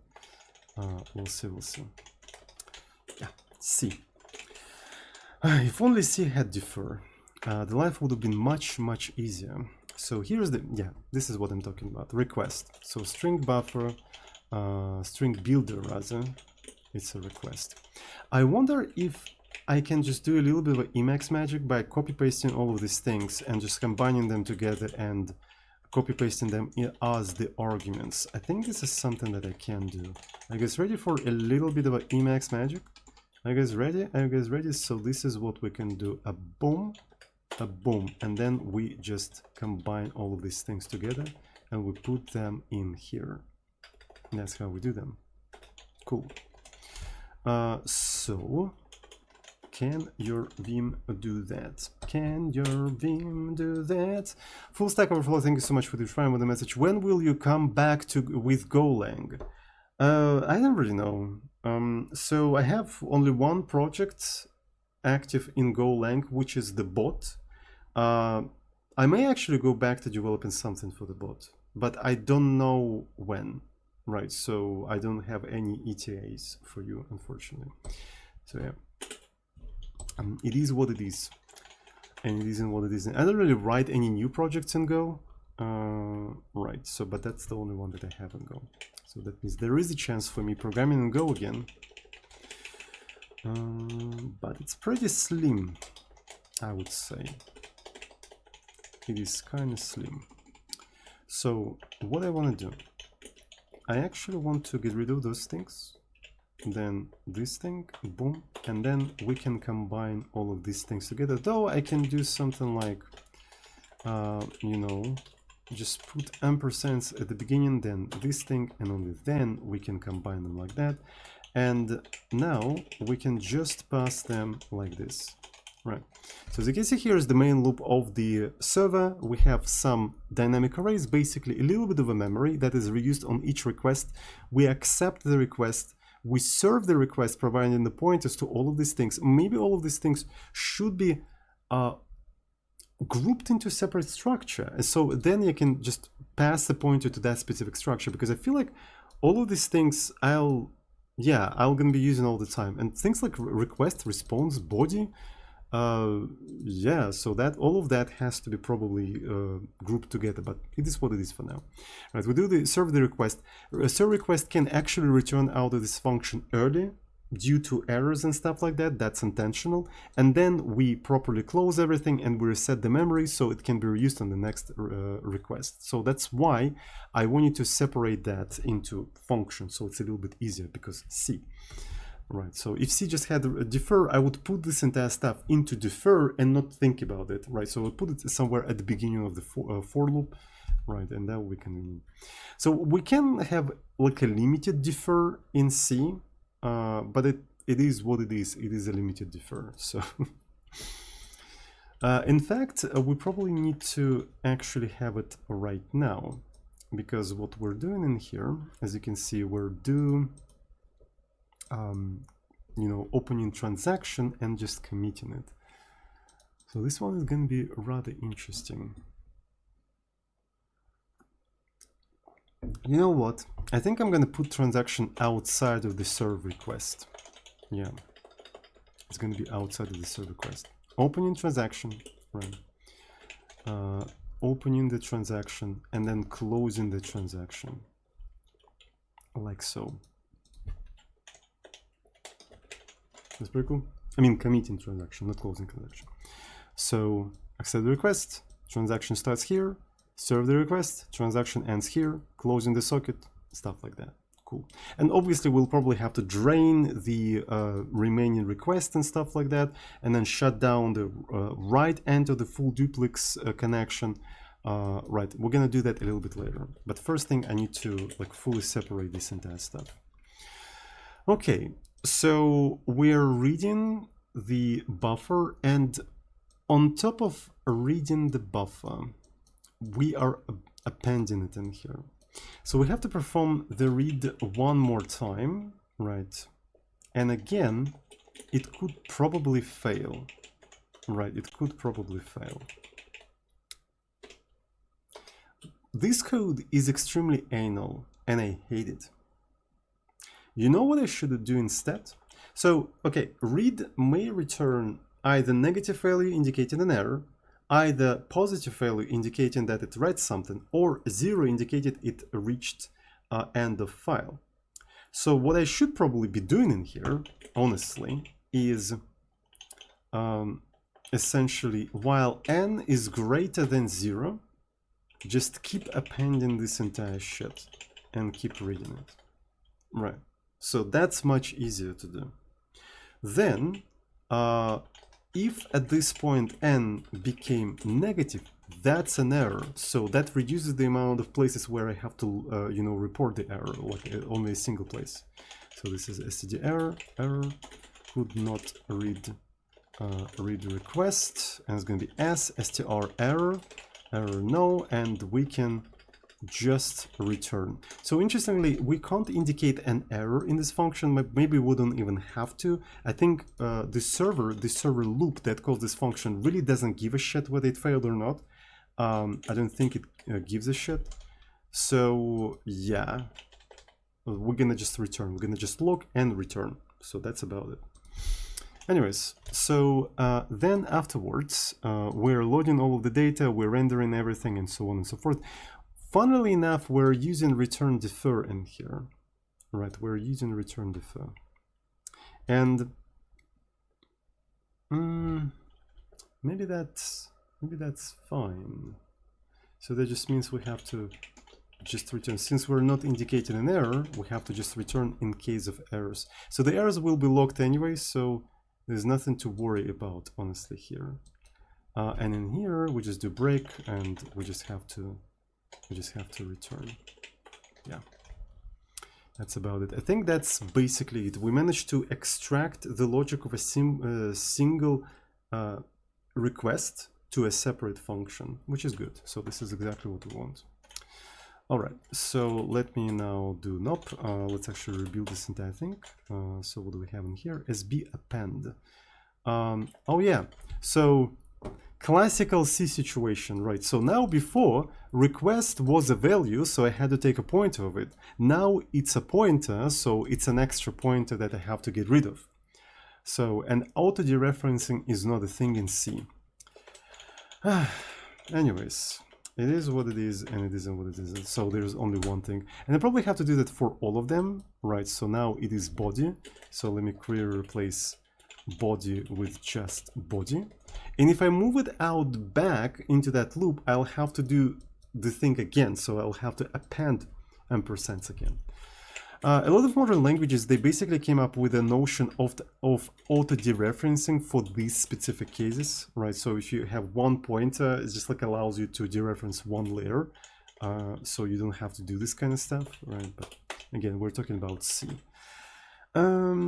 Also database, right? So another thing that you have to pass in here is SQLite 3 database. This entire thing is begging for a context, right? So it is definitely begging for some sort of a context. Maybe we can literally call this thing a serve context, right? Serve context, like this. And essentially, maybe I can just, can your ring do that? Can your ring do that? Can your ring do that? Sorry.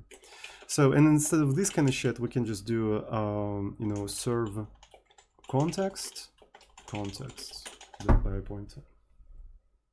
I guess think. Well, I guess think. So, I think context is too long. Let's call it SC. Right, this is serve context. And by the way, those things definitely should not be pointers anymore now, right? So, because they're going to be stored by value. Right. Now you don't need pointers. Exactly, my friend. Exactly.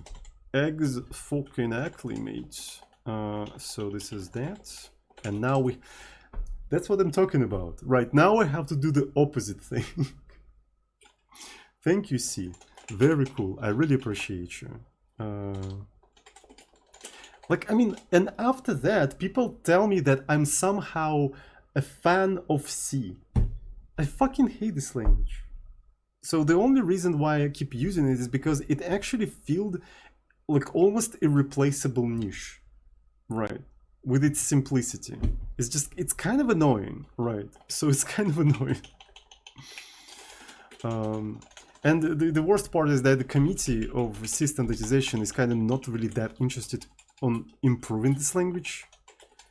Right, so... I mean, they're kind of interested, but they're, I suppose, afraid to break something, right? Because they have to, you know, keep the compatibility with C++ and stuff like that. And it's just like, yeah. So do we have in here? So this is notifs, and I suppose this is what we have now. Reminders, renders that, SC. SC.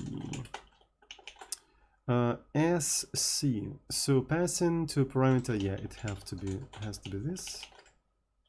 So what do we want in here? So this is SC now. As C. As C. I'm just gonna go through the compilation errors. Just going through the compilation. Yeah.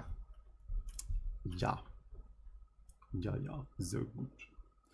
So here's the database and stuff like that. So what we have to do is construct serve context sc.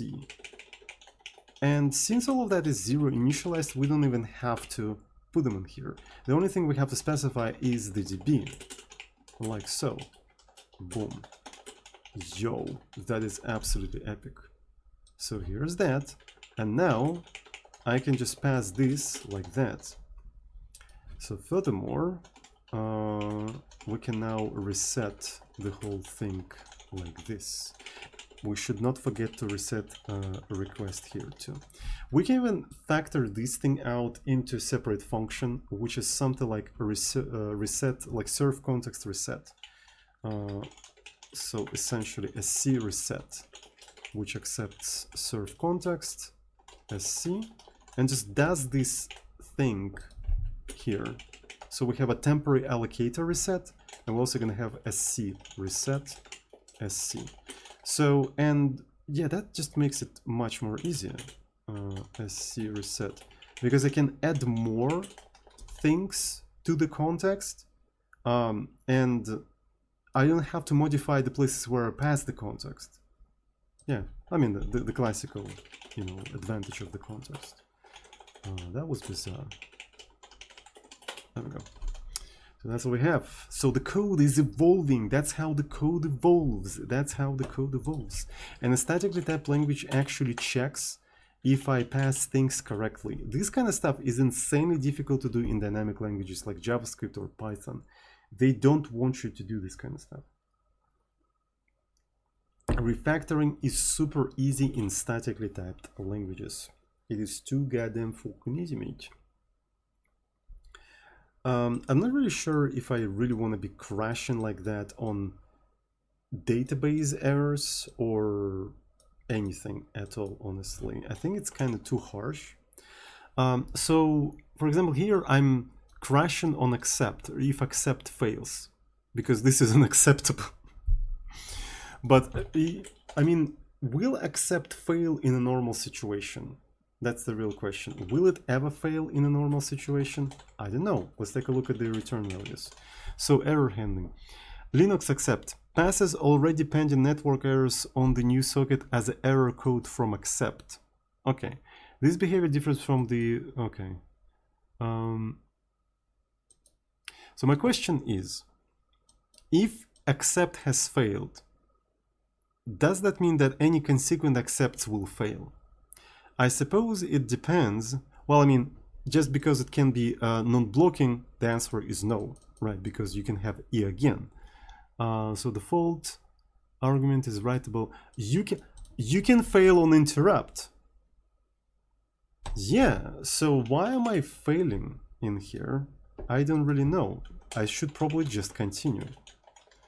In this specific case, I should definitely just continue. And now, so for example, I can do the following thing. If transaction has failed, we're gonna skip the whole thing in here, which is a good idea, honestly. Right, so you open the socket, you open the transaction, but transaction has failed, so you want to skip this entire stuff, right, and just close the socket, reset and stuff like that. Okay, so serve request. We don't care if it failed or not. If it fails, it will log, so we don't have to worry. Then we do the commit, and even if it fails, even if committing this stuff fails, yeah, I don't really know what we're gonna be doing. I suppose nothing. I think we should just let it fall through. I think that's reasonable. So that simplifies it dramatically. So since this thing failed, it probably never opened anything, so we don't even have to reset. Okay. I really like where it's all going. And how it slowly simplifies everything. This is very, very nice. Very, very nice. Very nice. Very nice. One thing we can do after receiving all of the requests and stuff like that, we can actually go ahead and print the request because I want to see what it looks like. Right, so let's go ahead and do that. We can do that with fwrite. I'm going to go to the main, not main, fwrite. So here it is. Here it is. And let's put it in here. So the request is located with, what is that? Request items. So then we do the size of a single request. It's going to be count. And we're going to have only one buffer like this. I'm going to be outputting all of that into the std out. Right. I just want to see a request.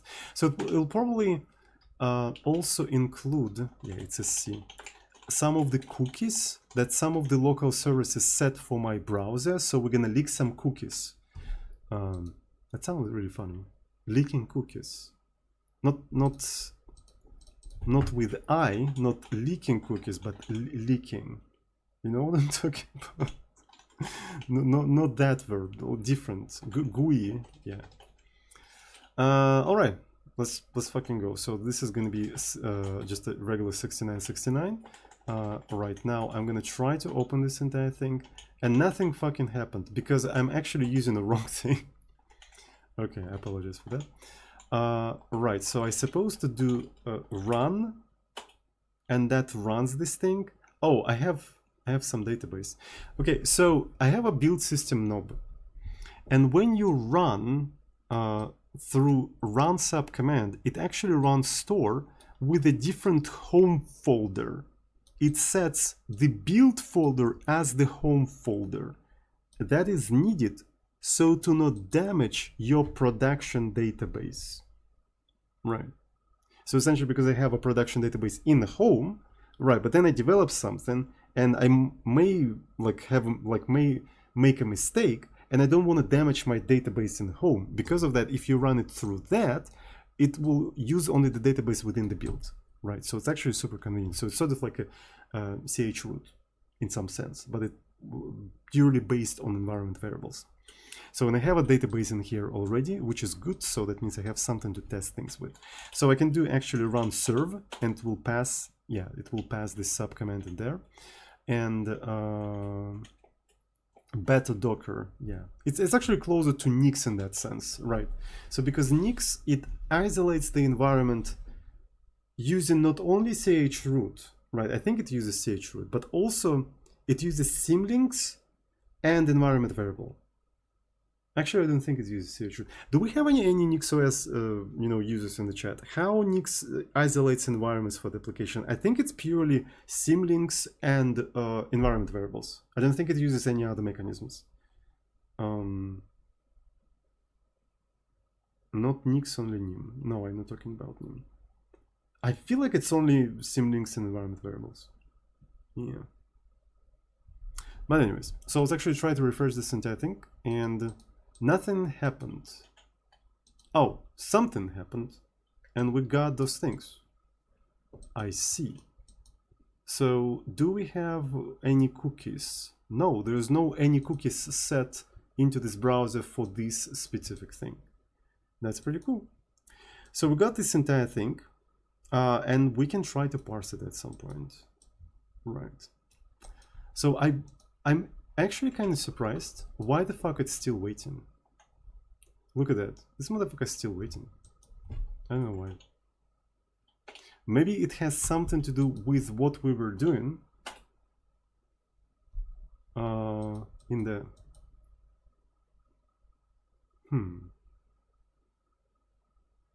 try localhost. I don't think it has anything to do with localhost. It doesn't matter.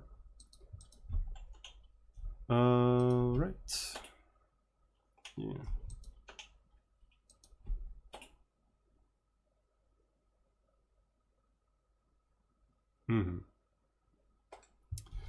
So it tries to, it probably blocks.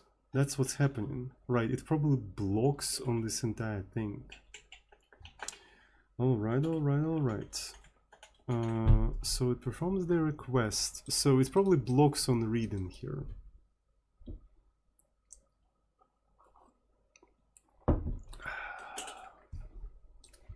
So Primostin, thank you so much for the Prime with the message. How are you doing?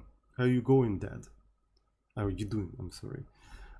Failing to read English text. So, but wait a second. I'm not your dad. I forgot for a second. I'm not your dad. But thank you so much for the Twitch Prime. Right. So it blocks here until it reads everything.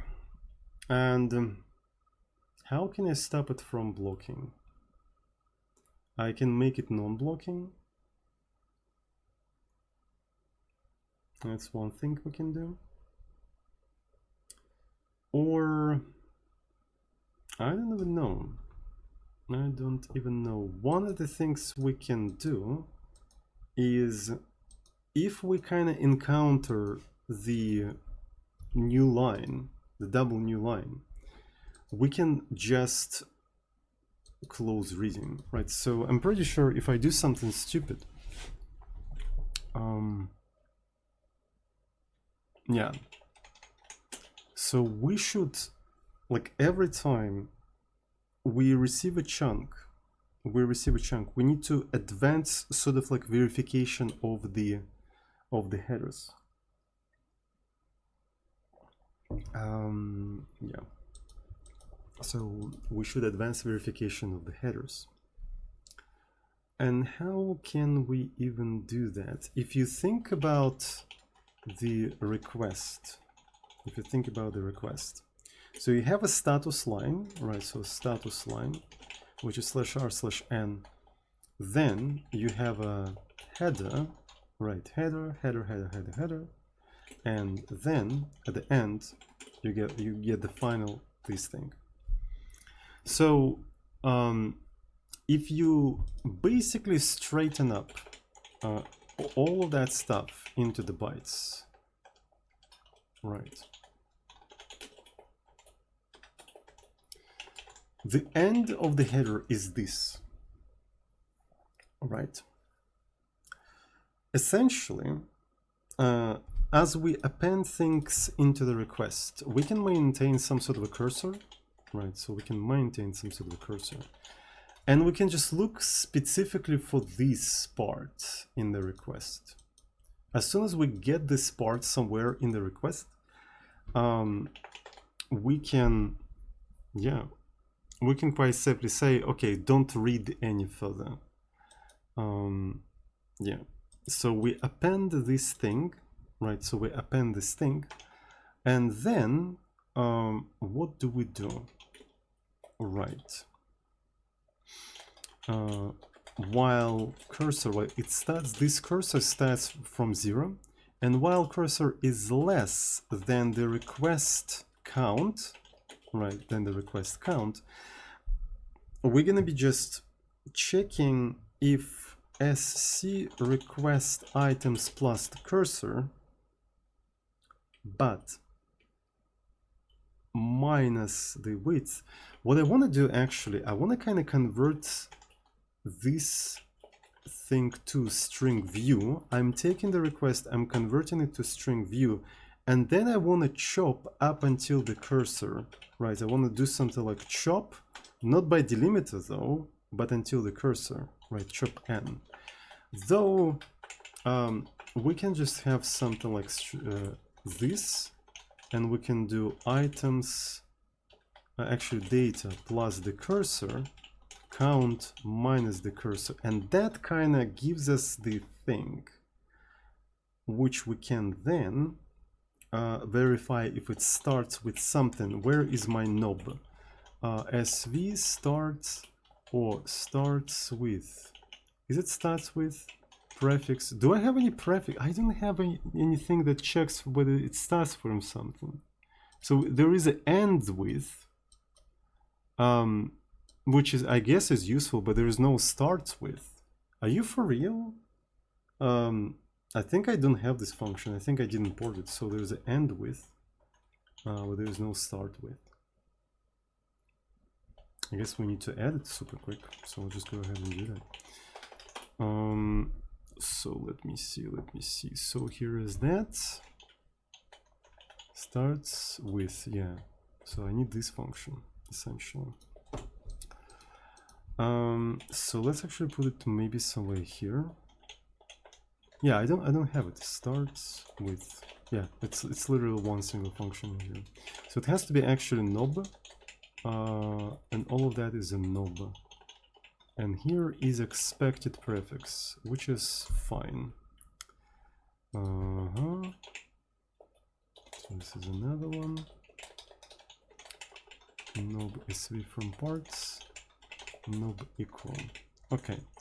And we need to add this thing to the prefix stripper, like this. So this is going to be a start, like so.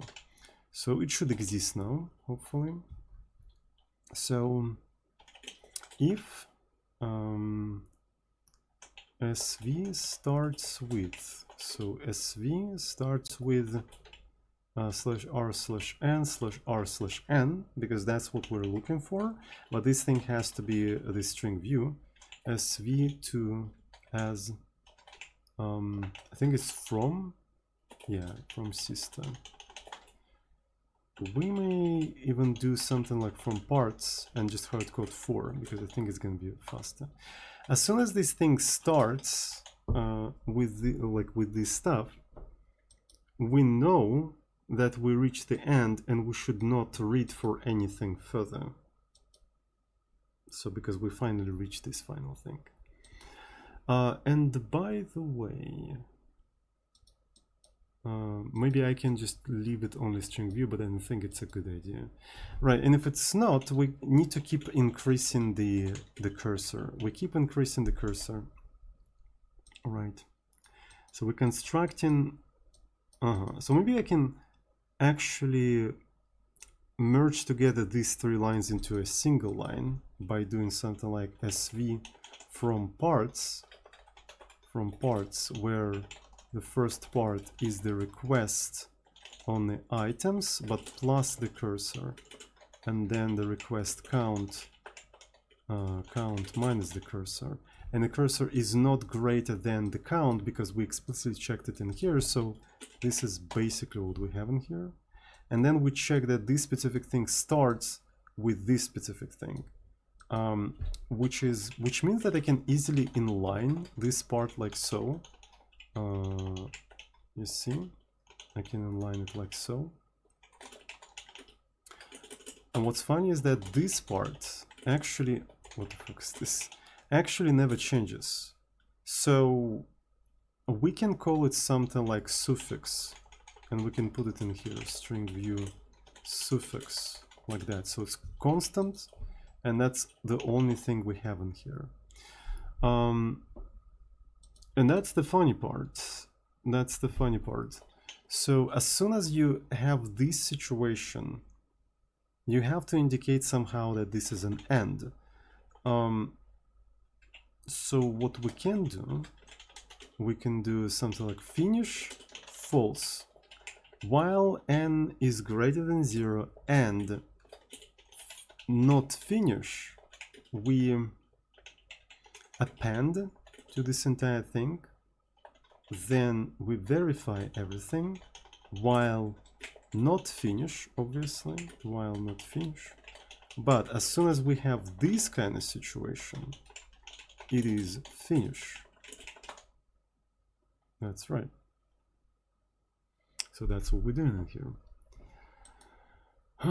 It is finish, and so that means we can break out of this entire stuff. I think that's a pretty reasonable thing to do. So here is the suffix, here is the finish, while not finish. We keep appending, then keep verifying. We can even merge these things and these things, but by using for, like so. So now it's a cursor plus 1, so it's even simpler than that. So this is a finish. What's funny is that it will still block anyway. Right, it will still block anyway. Which is rather funny. So we need to try to read at least once. All right. we need to try to read at least once, which means that maybe we want to do something like do while. Essentially, we try to read at least once. If it fails, if n is less than 0, we just break out of this entire loop. Break out of this entire loop while not finish. But if it's fine, maybe even equal to 0. But if it's fine, we append this entire thing, advance the verification, and continue to here. But that also kind of means that we have to put this stuff like this. Yeah, because it needs to be available in here. That's pretty cool. Yep, that's basically what we have in here. So we read once, if it's finished or errored, we break out, and if it was an error, we do that. We append this thing, we advance verification, checking until we encounter this thing, and if it's still not finished, we try again and again and again. So as soon as we encounter this thing, we're not gonna even try to do another read, otherwise we're gonna block. Did we F a little bit? Okay, so looks like we F'd, but now we're back. Chat, are we back? I think we're back. Oh, so we're already back. I can see that. Okay, cool. Yeah, so that's the final loop that I came up with. So after several iterations on it, right? We long back here. Okay, so I was too focused on my code. Sorry. I was locked in. So SV starts with it's not declared. Okay, so I think I added this thing, but I forgot to forward declare it somewhere. Let me quickly do that. Yeah, I forgot to forward declare it. So here is one place, and then where's SV starts with? So here's another one. Oh, this one is interesting. Like ends with, but it's a sister, but then starts with, but it's expected prefix. But anyway. But I mean, it's a string view. So this one is a sister and this is a string view, which is not particularly great, but it is what it is. Okay, so what do we have in here? One semicolon and another semicolon. Well, you're still complaining about this shit. What the fuck, bruv? Bruv. I can do nob if that's what you want. Okay. Brov. Do I include? Yes, it even strips the prefixes. What did I forget? So starts with, okay, sure. All right, so what do we have? Seems to be compound. Okay.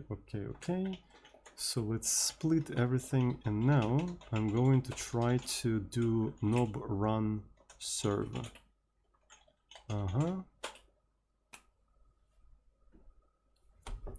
That was absolutely fucking epic, mate. That was absolutely fucking epic. Right, that was easy actually. That was easy. So we just like, you know, receiving until we get that 4 bytes, and yeah, so that's it. That's it. So, but what if we never actually, you know, get that? But again, it's a local scuffed implementation of HTTP anyway. So who cares, in all honesty, right? It's a scuffed implementation anyway. So we're slowly kind of verifying and stuff like that. Maybe the time has come to also do this thing where after serving, we do shutdown, right? The proper shutdown, and also drain everything. So let me take a look at the you know, experiment code that we've been using, right? So what was that? You don't know TCP, and yeah. So this is what I want to have in here. So we wrote whatever we were trying to write, and then we're going to be shutting down that specific socket. So it's a client FD shut WR. Then we're gonna be draining, like your mom's been draining my. Sorry. So now, sure, what? Nothing. We need some sort of a buffer. I can put some buffer in here. Char buffer 96. Yeah. So that's the buffer size of buffer. And if it fails, honestly, we just break out of the loop. Yeah, so whatever. So just break out of this loop, even if it fails. We can even do while res greater than 0. We probably even, yeah, this is the stupidest thing about do while. I think while cannot see res in here. I think while cannot see it. Yeah. I mean, this is a client of D, of course, but that's besides the point. We can put this thing in here, but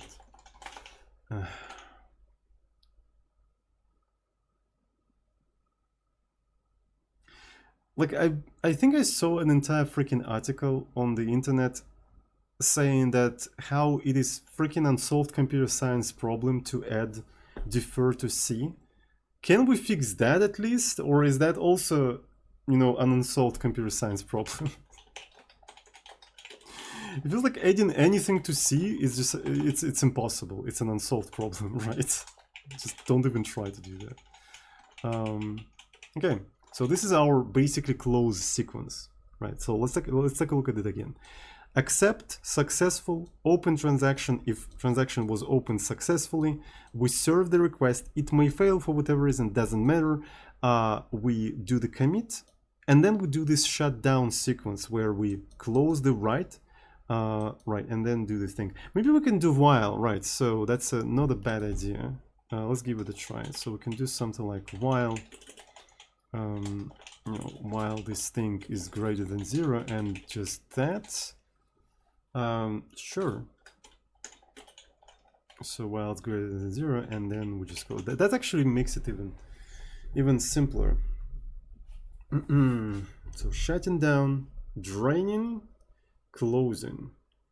Shutting down, draining, closing, shutting down, draining, closing.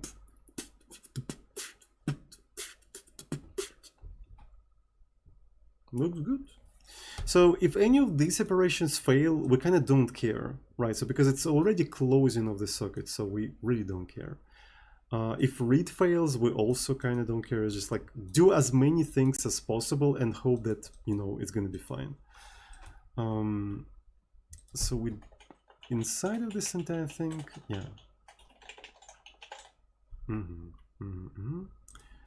And in here, in this specific case, we may try to finally parse the request.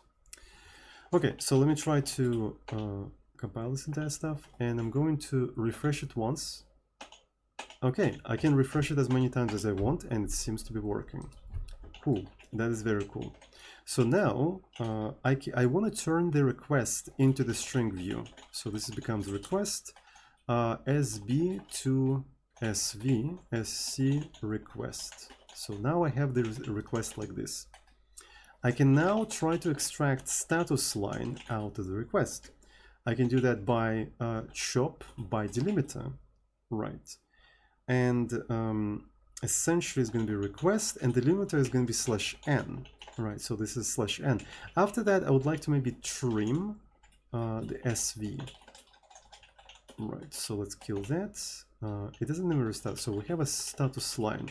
And the thing I want to do in here is I want to print the status line. So status line, like so, is svfmt /n svarg status line, like this. So shutting down works properly, right? More or less.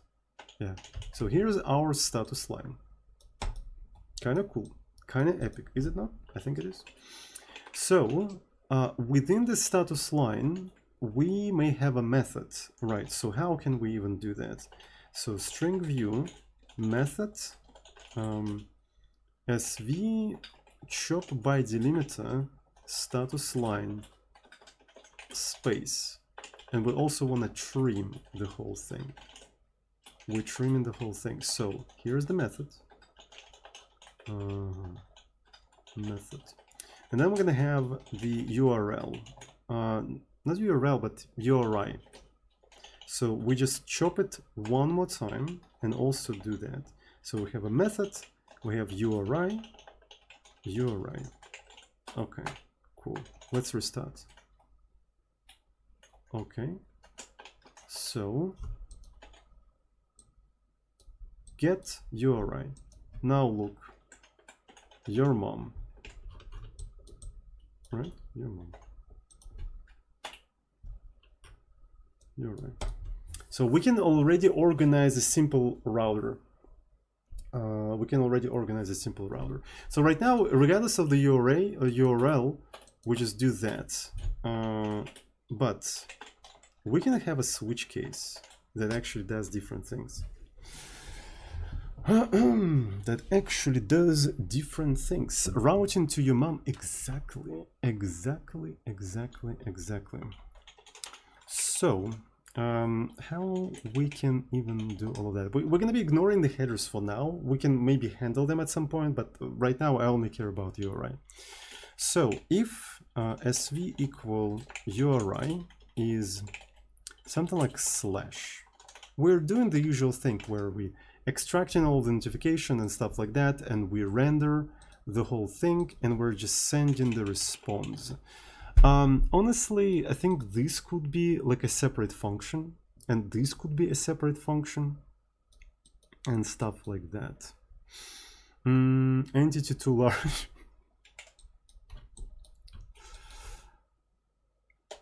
I mean, why not? We can do that. So here's we just transferring this thing. Otherwise, well, not really otherwise, but yeah, otherwise, sv equal URI slash your mom, and we can do the entity too large if you guys really want to.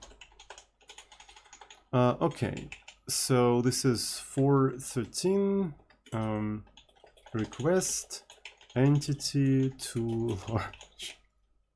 So we're going to be returning, you know, text HTML, but we don't really render, like, I suppose we need to create an error page, right? So we already have an index page.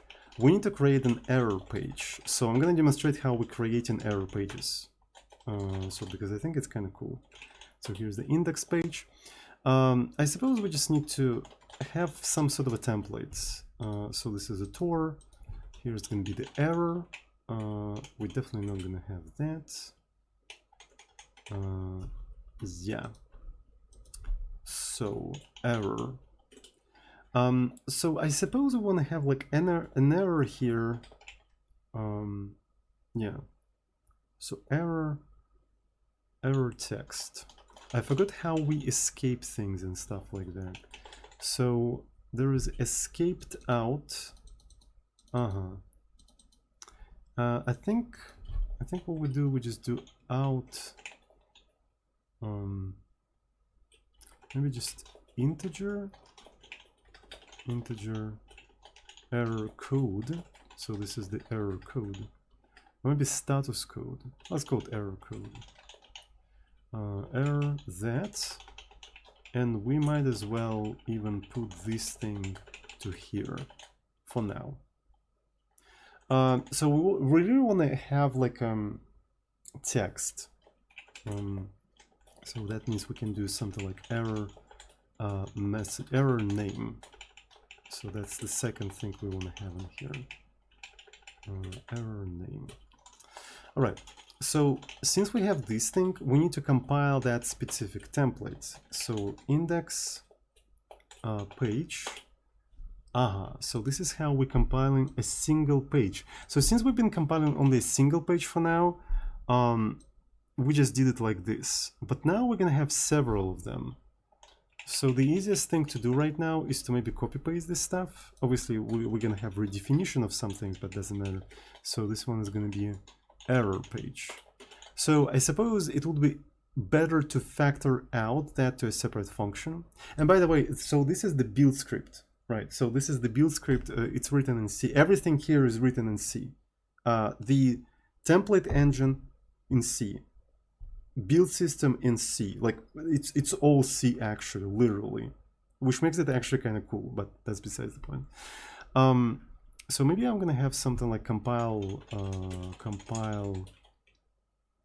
template, right? So let's put this stuff in compile template. So, and we're going to have, I suppose, something like a SRC path and more like DST path. This one is a DST path, so this is destination, and this one is SRC path, like so. If any of this stuff fails, we just return false. If it succeeds, we just return true. So now I should be able quite easily replace this entire thing with simply compile template. So first comes the source. Okay, so the source is this, destination is this. If it fails, return 1. So I can get rid of that, I can get rid of that. And now if I need to add a new template, this is an error page. So that's much easier, right? So since I factored it out, if I ever in the future will need to add more templates, I can just add it in here. You know, don't repeat yourself. So I'll try to rebuild the whole thing. Okay. So, and the build script does not compile, right? So because it needs the command line, like so. All right, so let's go through all of that. Scheiße, meine Freunde. Scheiße, meine Freunde. So I'm taking a pointer to this thing, and I should not do that. It is not a thing we're doing anymore. What do you want from me, honestly? In all honesty, what the fuck? SRC folder, passing more. Oh yeah, because it has to be CMD. Thank you so much, Arthur Swear. With a message, best programming content in Twitch. Thank you. I'm really glad to hear that. I'm really glad to hear that. So this one has to be SV from sister. So because that's what it is.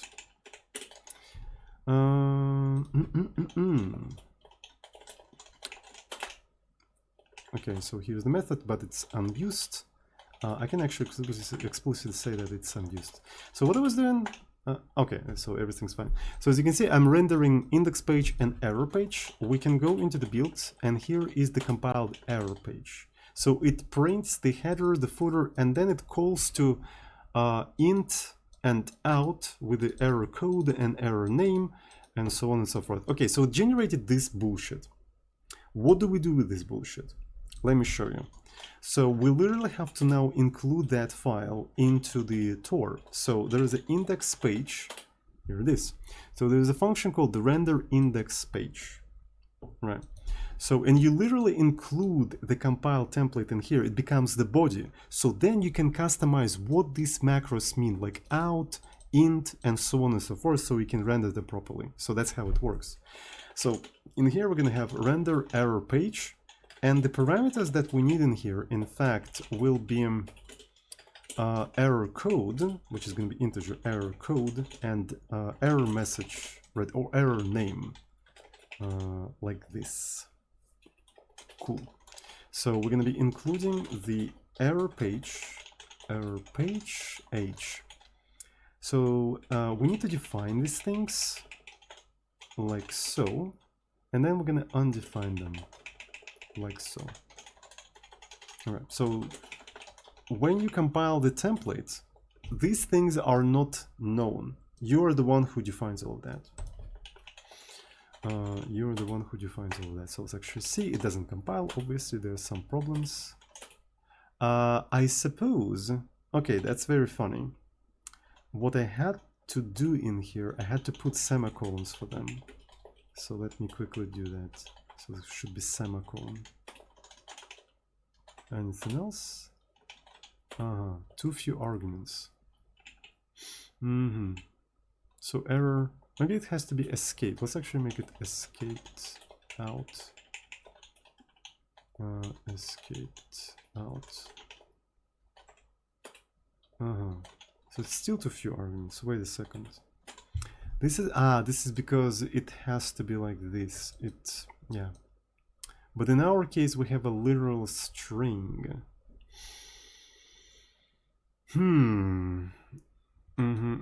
How do I use escaped? Oh yeah, I think I know. So I need a different escaped out. One of the things I can do, I can literally just hard code some of these things. I can just say error code, error name.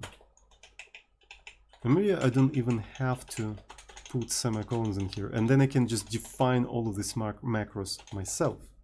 I can say error code, right, is essentially, yeah, you just push that error code like an integer, right? So that's the error code. So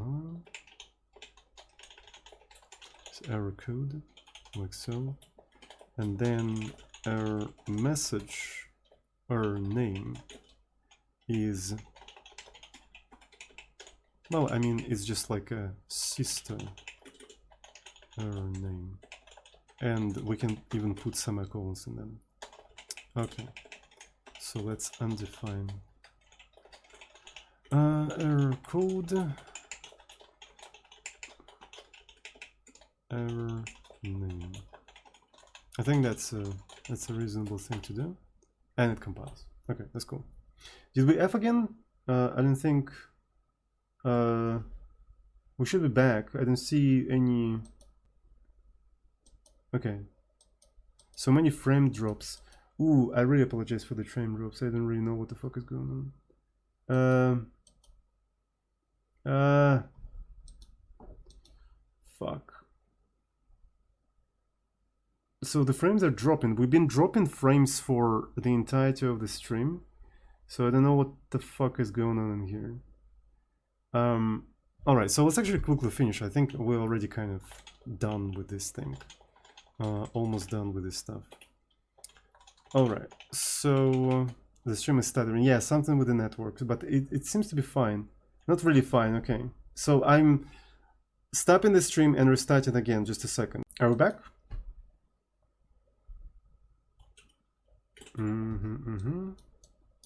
We should be back. So linger to blame. We're back. So I just turned off the VPN. I think there was a problem with my VPN. All right. Okay, so everything seems to be compiling. Right, and I think we can do now, chat, is actually super epic. Where's your mom? Here it is. Here she is. Oh. So essentially what we have to do, we have to render the error page now. So how are we going to be doing all that? Error page, we accept error code, which is that, and then requested, I think it's requested entity to large. And yep. All right, so we're going to do run serve. So now I'm gonna take a look at the index. Right, so we're doing the index. So the index is fine, and then I do your mom. Yeah, error requested entity to large. Is that really what it is? HTTP 413. So yeah, payload. Well, yeah. Is it requested? I think it's just request entity to large. Yeah. So let's rename it to request. Request entity to large, and also recompile the whole thing. So, and I can even do something interesting. So we can go into the network, and it is actually this. So we're properly returning the code and stuff. So, but I mean, maybe word error is not particularly great in here, right? So let's actually get rid of the error.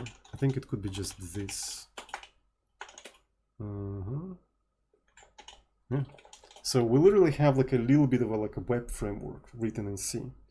We can now dispatch between different routes and everything, and as you can see, it's working. So one of the things I want you to do, in fact, is an ability to click on each individual notification and maybe have a route notification or native ID, something like that, right? So something like this.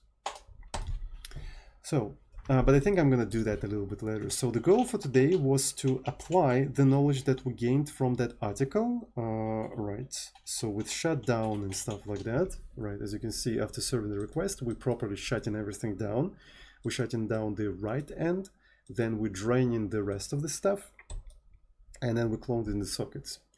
Right. So yeah, that was pretty cool. That was pretty cool. And I guess that's it for today. Thanks everyone who's watching me right now. I really appreciate that. I hope the stream was fun.